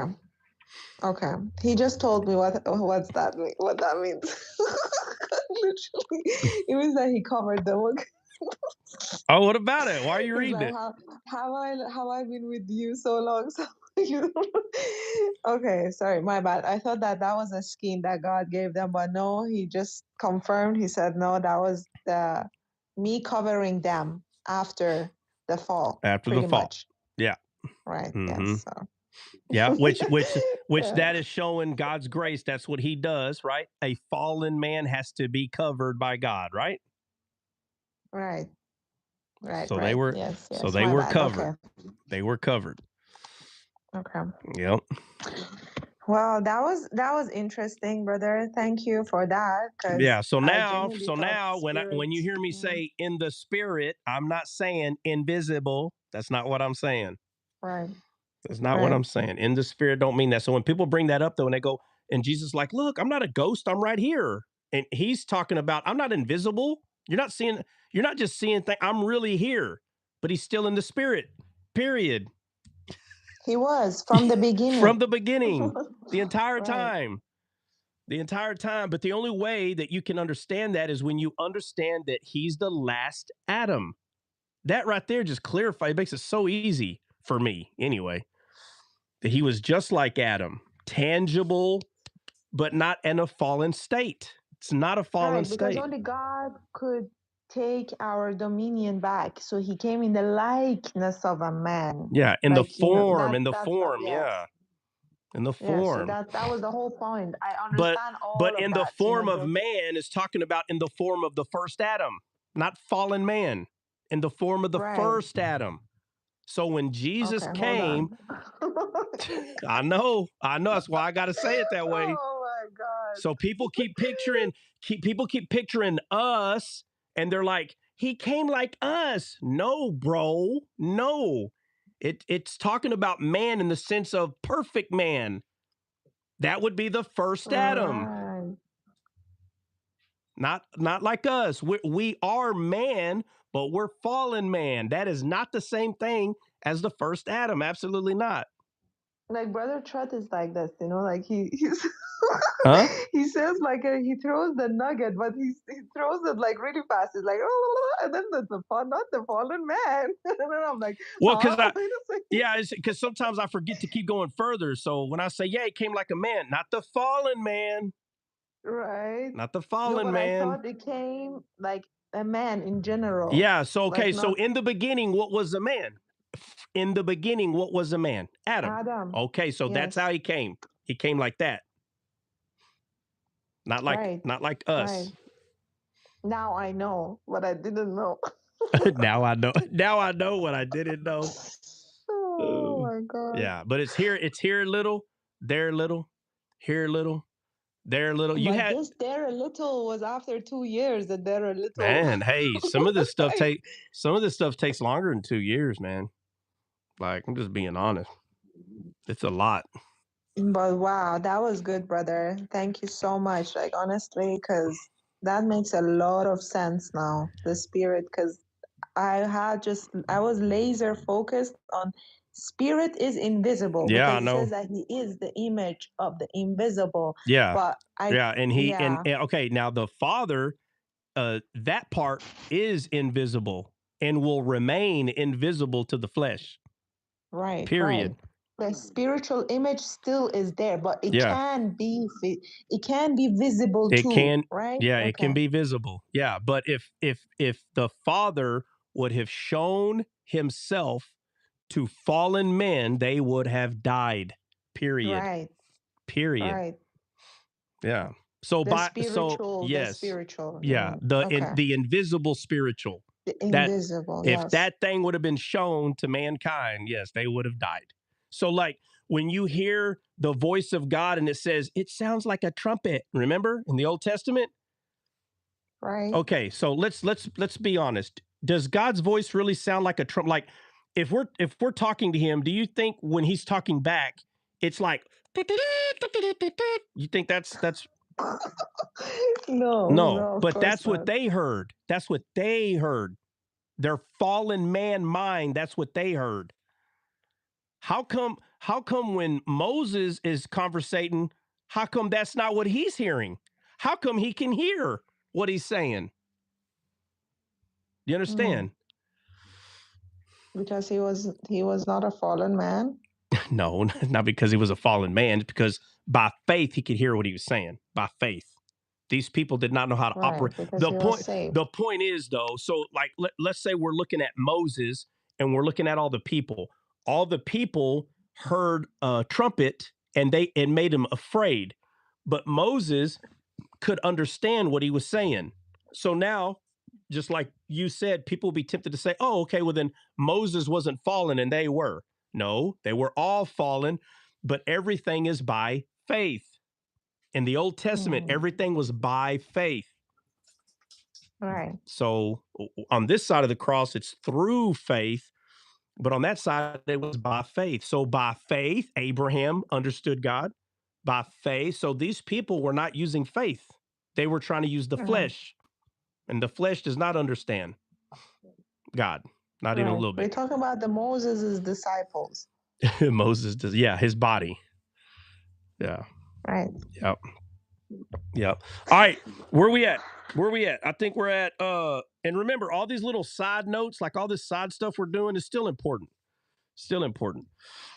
Okay, so former governors. It was very important. Oh no, it is. No, 100%. And join these guild. Whoever joined this guild today, they are very blessed because it took me 2 years. It don't matter. It don't matter. There's going to be somebody that's like, what? It don't matter.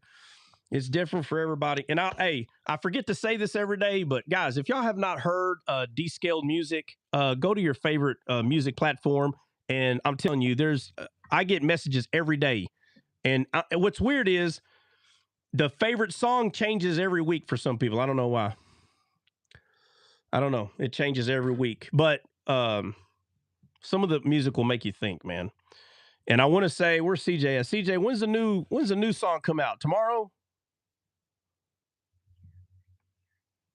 I don't know. Yeah, buddy. Yeah, so tomorrow, God's Temple comes out, and then a week later, the album comes out. Spirit, Soul, and Body is a week later. Oh, my bad. The album is going to be probably the 6th of March with the new song, by the way. Oh, what happened? Drop the ball. You dropped the ball, bro. He's gonna blame it on Apple. The whole album was supposed to come out at the end of this month. Man. It's always something with CJ. Yeah, I tried to tell you Apple sucks. Oh man, bro. I told you, didn't I just say I'm trying to tell you, bro. What is that? Hey, what does that got to do with Spotify, bro? Nothing. Yeah, less me, more. What does that say? Less me, more you. Okay, yeah, less me, more you. Was that all descaled? Yeah, that was all descaled music. That's all I play. All that was descaled music. Some of those songs are newer, so they won't be on Spotify or iTunes right now, but they're all coming out, man. They're just kind of all behind each other. All right, so we're at verse let's see, 17. Okay. So this is Nehemiah chapter 5, verse 17. Moreover. No, 17, yes. Yeah. Okay. Moreover, there were at my table 150 of the Jews, rulers, besides those that came unto us from among the heathen that are about us or that are around us.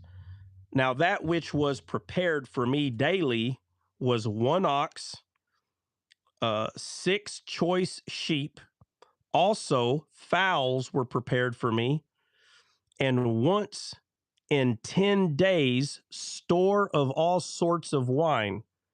Yet for all this required, not I, the bread of the governor, because the bondage was heavy upon the people. Let me read it in 18, because there's a couple of things I want to point out. In Amplified, 18 and Amplified. It says, now the following were prepared for each day: 1 ox, 6 choice sheep, also fowls, which is poultry, were prepared for me, and in intervals of 10 days, all sorts of wine was provided in abundance. All sorts of wine in abundance. What wine is this talking about right here? We'll go through the other things, but what wine is given to us in abundance? Is it the old wine, the law? That's given to The us in gospel for abundance. all. It's the The gospel gospel. that will preach, yes, to Right, all nations. right. The good news, and what's the good news? That the ruined cities will be rebuilt. I can think of 10 verses just off the top of my head. Someone go find me a verse that talks about the ruined cities being rebuilt. I want someone to go find it. Someone go find it, and I want to read it. And if I can have a dozen in my head, surely someone can find one. Let's go to Ezekiel Yeah. 36. Are you going to read it, Benny, or are you just giving Verse it? 35. Yeah, I'm going. All right. I'm gonna start at 34. And the desolate land shall be tilled. Matter of fact, 33. Thus saith the Lord God, in the day that I shall have cleansed you from all your iniquities, I will also cause you to dwell in the cities, and the wastes shall be builded, and the desolate land shall be tilled, whereas it lay desolate in the sight of all that passed by. And they shall say, this land that was desolate is become like the Garden of Eden, and the waste and desolate and ruined cities are become fenced and are inhabited. Right. Now, how many times did y'all hear me say, and me and the people and the servants all lived here, all lived in these walls, all abided here? I just got through reading it 3 or 4 times. So everybody now is living, they're fighting for the rebuilt fenced in city. I'm telling you, there is nothing more true in your life than understanding how God authored the Old Testament. There is nothing more true. Nothing. You can try to make something more true. Nehemiah 4:17. All right. I don't know why they put that out there, but I'm gonna read it. It says, they which builded on the wall and they bear burdens. Unknown caller.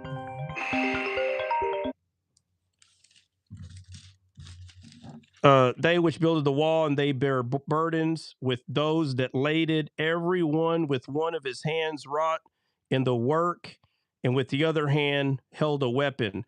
Yeah, but where does it say they, let's see.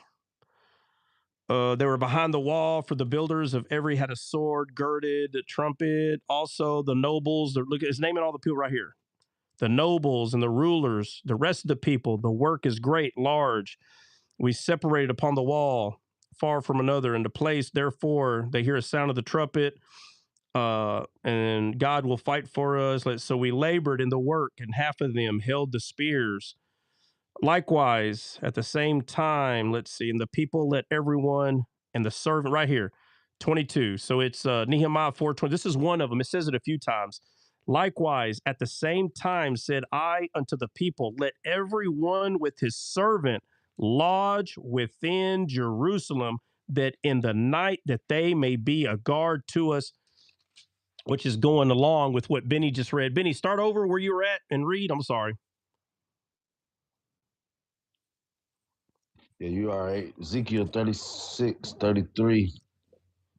Thus said the Lord God, In the day that I shall have cleansed you from all your iniquities, I will also cause you to dwell in the cities, and the wastes shall be builded, and the desolate land shall be tilled, whereas it lay desolate in the sight of all that passed by. And they shall say, this land that was desolate is become like the Garden of Eden, and the waste and desolate and ruined cities are become fenced and are inhabited. Have become fenced and are inhabited. And this is exactly what we see happening right here.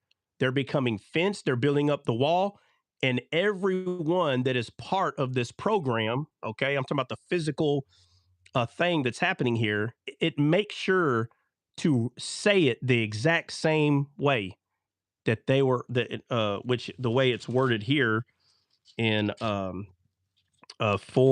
Is this like same as the angels guarding the way as it is in heaven? It's here on Yeah, earth. yeah, the servants. Yeah, the servants, and they will guard. Yeah. Mm-hmm. Yep. It points to all of it. So in 4:22, likewise, at the same time said I unto the people, let everyone with his servant lodge within Jerusalem. They're all living there in the new built-in city. And it's because it's the same author writing all of this. He makes sure that it is said the same way throughout the entire thing. So when someone with a contrite heart goes in there and is like, hey, Lord, what does all this mean? That's all he needs for someone to say, what does all this mean? So many times you'll see a man being asked, like, what is this? And the man's like, I don't know. And it's like, what? You don't know what this is? Like, you should know. How do you not know? Like, how do you not know what this is? Okay, so let's go back to the 18. I'm just going to go back to the Amplified. It says, now the following were prepared for each day: 1 ox, 6 choice sheep, also fowls were prepared for me, and intervals of 10 days, all sorts of wine was provided in abundance. Yet for all this, I did not demand the governor's food allowance because the servitude was heavy on the people. So again, Nehemiah, whose name means servant, or not servant, but Yahweh is comforter, which is pointing to the servant, but Yahweh is comforter. All he could do was think about the people. Isn't it like God to use a man that has a heart for him, that while this man was doing the job that God is asking him to do, this man couldn't even think of himself. He only could think of the people. So it wasn't about making wages. So the only thing that he took, in the sense of how we speak here in this world, the only thing he took was sustenance. So the only thing he ate was food, or the only thing he took is what he was eating, food or drink. And the food and drink that he's eating is pointing to what the Bible calls meat. Do you understand? So when Jesus had the conversation with the lady at the well, right? And all this stuff happens, and the disciples come and bring him food, and he tells them, I already ate. And they're like, how? Like, how did he says, I have meat that you know not of. So when we start understanding the conquering, right? The even if it's quote unquote a small victory, but something that is conquered, something that is right, because the Bible says we are more than conquerors. That right there is pointing to this. The fact that the comforter is making sure that the thing that is promised to us that is to come, we see it happening physically, but it's something that is going to happen spiritually. But the one that is doing the conquering in the story, what he is eating relates to spiritual food. The ox and the sheep and the wine and the stuff that he's consuming is referring to the same thing when Jesus said, I have meat that you know not of. All these little conquerings is what feeds him. That's what feeds him. And this is what was feeding Nehemiah. Now, we know in real life, Nehemiah, he was a man. So the sustenance, he actually was eating, clearly. But what I'm saying is, he took nothing for himself. All he could remember is how the people were mistreated. And so they were wanting to pay him for doing the governor's job. And he's like, I can't. Y'all keep it. Was the ox is the covenant? Well, and it's then okay. Go ahead. I'm sorry. was the ox the covenant and the sheep was a sacrifice? The sacrificial lamb? Yeah, but why is there one ox and 6? One covenant and with God and 6 sheep. I don't know why 6. Yeah. I don't know why. Yeah, 6. we'll go over them, but there's 7. That's the completion. 7. Yeah, 1 ox and 6 sheep. That's 7 animals. Oh, yes. Okay, yes. Right? Yes. So that's the completion. That's the perfect number. Amen. God does this on purpose. If he would keep doing it to make it simple, it would be simple. But he makes it like this on purpose. There's a reason. But if he would have said 7 sheep and he did it like that every time, it wouldn't be like him to hide or to conceal the matter. He conceals it. So he puts 1 ox, 6 sheep. But for those that know what to look for, they see the number 7 automatically right there. Right? But he said, now the following were prepared for each day. Why was this prepared each day?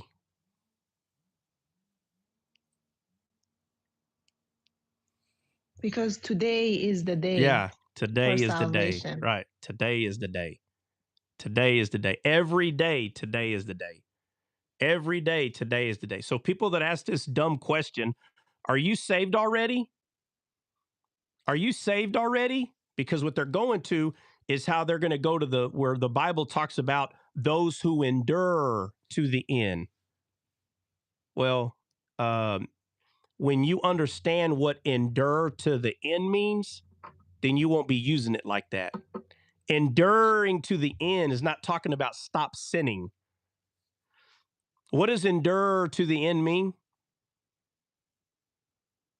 Faith, unfaith. It is faith, but we're going over it right now. Today is salvation. Today is salvation. It's because you're not letting it go. That's what endure to the end means. Endure to the end is not you wait and then we'll see what happens. That's what Islamic believers believe. They believe they'll find out they're saved when the day comes. Is that good news? No. That's not good Our news. experience of hope. This lie that's been creeping in, it ain't going to creep in over here, but this lie that endure to the end. Well, what does that mean? That means be good. And one day you'll find out if you're saved. That's the worst news I ever heard. That's not the gospel. What the heck you talking about? Those who endure to the end. Well, what is endure to the end? Today is salvation. Today is salvation. That is you just keeping the truth that you are saved. That's how you endure to the end. Every day I'm saved. You understand? Every day I'm saved today too. Guess what? Tomorrow comes, I'm saved today. How do you know that? Because the ruined city has already been built and I live in it. So if I'm already living there, I'm not walking out. What are you talking about? God's not waiting for me to sin again so he can kick me out of the garden. What the heck? Those who endure, you have to endure to the... Well, what does that mean? God's playing games. Huh? It's like God's playing games. It's crazy, bro. You're telling saved, people you're not saved. You're saved, you're not yeah, it's saved. telling people those who endure. You need to tell them what endure to the end means. You don't say, oh no, you who are saying once saved, always saved. First of all, that means 1,000 things to 1,000 different people. I think that phrase is stupid. But I tell you what, today is the day for salvation. I'm saved today. Yeah, but you don't know if you're going to end up saying, okay. Talk to me tomorrow. Hey, are you still saved? Yep, I'm saved today. My friend, the truth is that the city has been rebuilt and we live in it. And every day that you tell yourself, I live within the walls of this city, you're saved that day too. So now tell me, when are you going to stop saying that to yourself?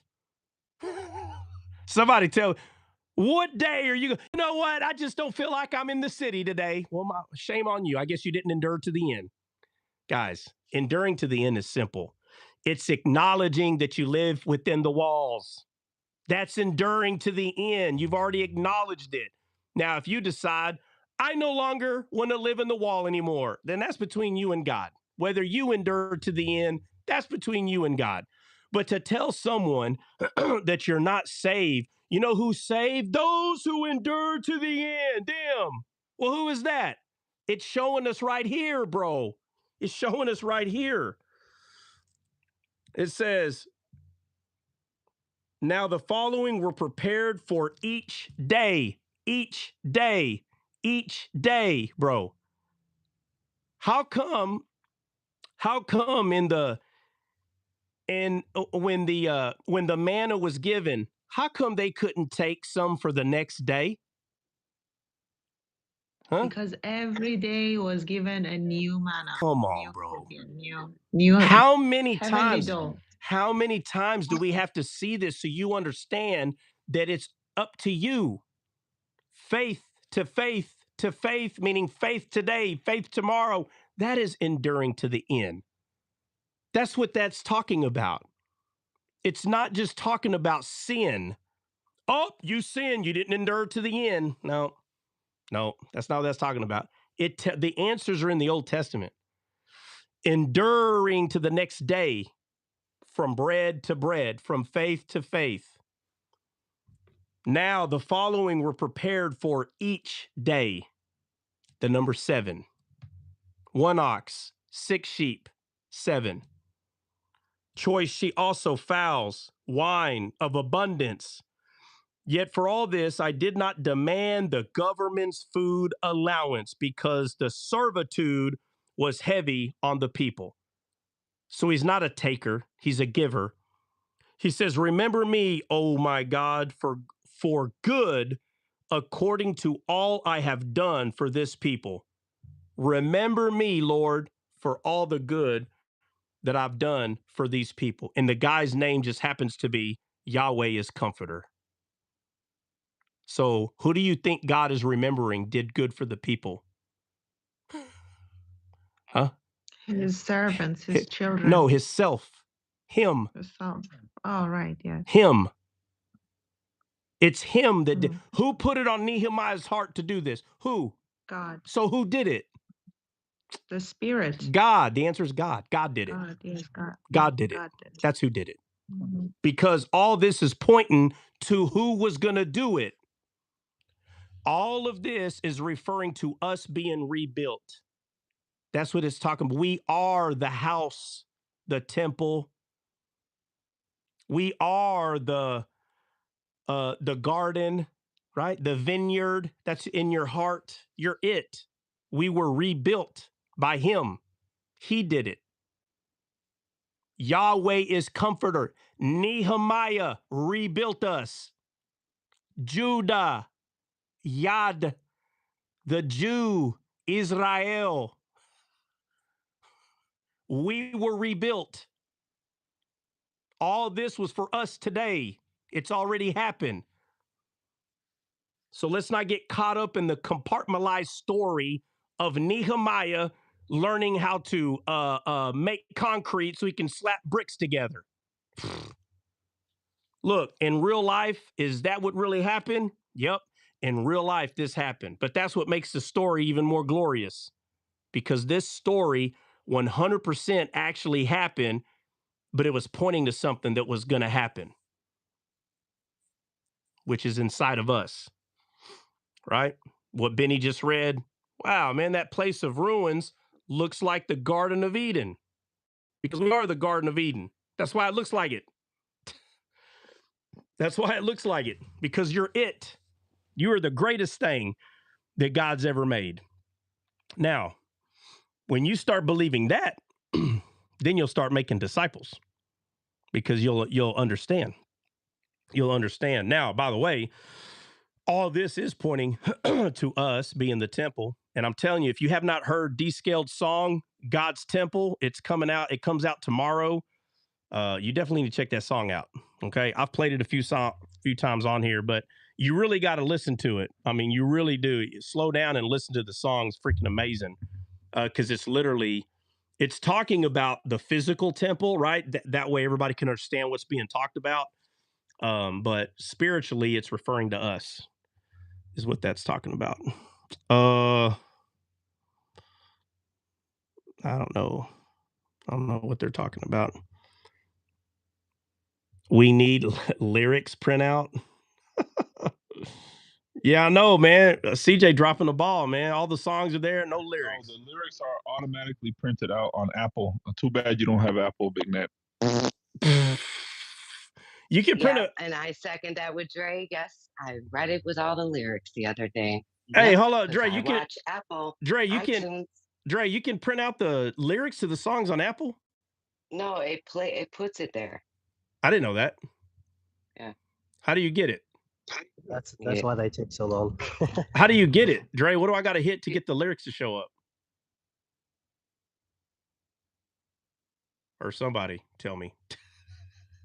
There's a little button down in the left hand. Yeah, no, I'm sorry. I said I got you. I'm pulling it up right now. I love educating.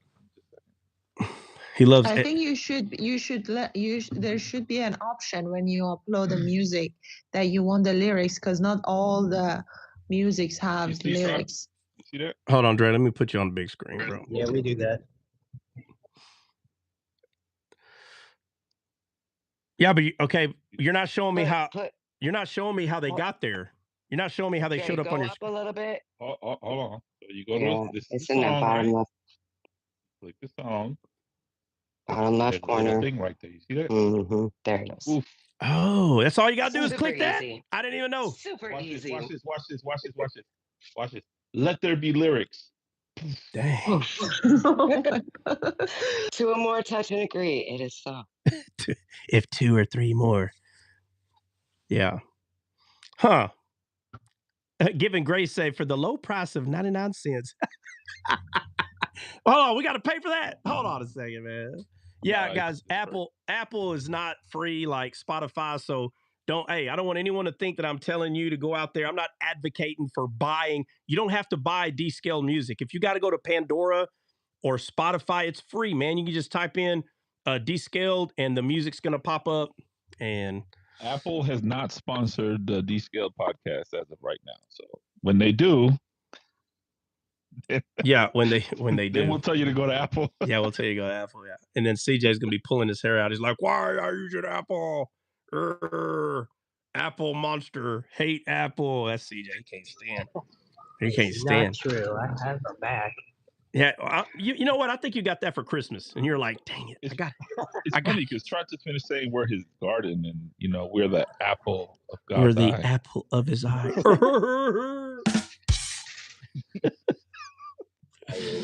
All right, guys. Look, that was the end of Nehemiah chapter 5. And hey, a reminder. I'm being serious. If I can't believe so many of you have not seen the series, the end of the Nephilim. I'm telling you right now, if you haven't heard any of that, man, you need to go check it out. Like, it's on YouTube. So, I think that's the one where we talked about what happened to the giants, where they came from, how they knew what land to go.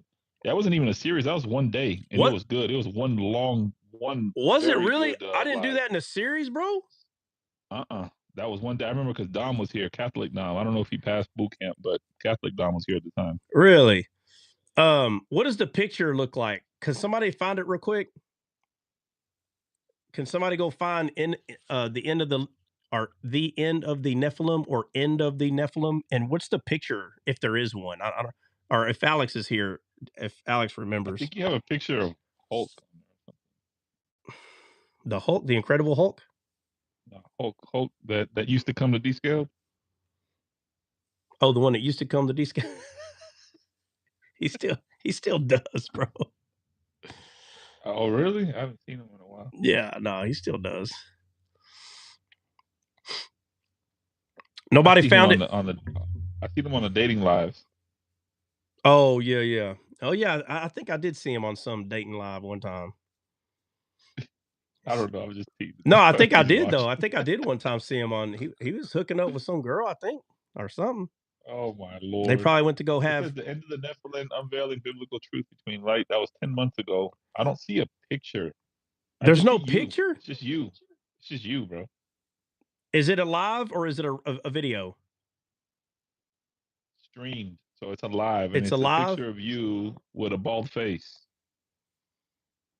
Oh, well then we ain't put a. Man, I need to put a picture on that sucker. 10 months ago, I'm gonna go find it and put a picture on it. Yeah, bro, I reckon. I reckon. All right, guys, anybody got anything? I'm about to go outside. I got a butt. Bless you, brother. That was beautiful. Thank you, Jesus. And brother, that was a beautiful, honestly, teaching. Thank you so much. Absolutely, man. And we're only halfway through it. We're at chapter. So we start. Are you coming tomorrow, Saba, or no? Yes, if it's around the same time, I'll be here. So it's All right. I'm getting ready to go to work, but I'm gonna be here. Yeah. Okay. All right. Well, if so, then we'll do. I think chapter 6 is short. Oh man, what happened? And then 7 and 8 is all the begattens. So, but either way, we'll start at 6 tomorrow. Yeah, Tomorrow. absolutely. Yeah, tomorrow. What? Does anybody got there's still good people to the moon. To the moon, Alice. Absolutely, guys. All right. Has anybody got anything? Anybody got anything to throw out or I text you the link to that live, so it'll be easier for you to put a picture on it. Oh, did you? Okay, yeah. I'm gonna try to do that right now because that's how long is it? Did you happen to look at it? The time? You don't got to go back. I mean, I'm on it. That sucker's got to be 4 hours or 6 hours then or something, dude. It is 4 hours and 16 minutes. Okay, all right. Well, hey, man, I feel like I rushed through it then. If I did it in one day, we must have got right to it then, probably. I mean, it was. I didn't watch the replay. I just remember. I got all my notes on it. Yeah, Connie, sorry I missed today. Oh, you ain't got to apologize. You come when you can. And you can't come, you can't come. Connie, go back and watch. Go back and watch it. I mean, that's why all these things are recorded. It's all good. You going over the names tomorrow? What names? If so, what names? All the begottens. No, absolutely not. You guys need to do that stuff on your own, man. The begottens would take us. The begottens would take. It's 3 pages. It would probably take us. I mean, we could on our own look up the names, the meanings, and all that. That way, we have it already. That's what I'm saying. Y'all could do that on your own, man. I don't have a problem doing it every once in a while, but when I know it's going to take a week or two, I mean, it's just like the gates, bro. That would take me a week. Y'all gotta, and I could have swore we already did. No, I told Saba we were gonna do the gates. After we're done with Nehemiah, then we'll do the gates again because apparently, it didn't take. Like last time we went over it, it didn't go over well, or it wasn't recorded properly or something. Human rights, animal rights. What are we talking about in there? I don't know what they're talking about. All right, guys, if nobody's got anything else, we're out. I'm about to go buck I'm about to go buck some wood. We will see y'all in the morning. God bless.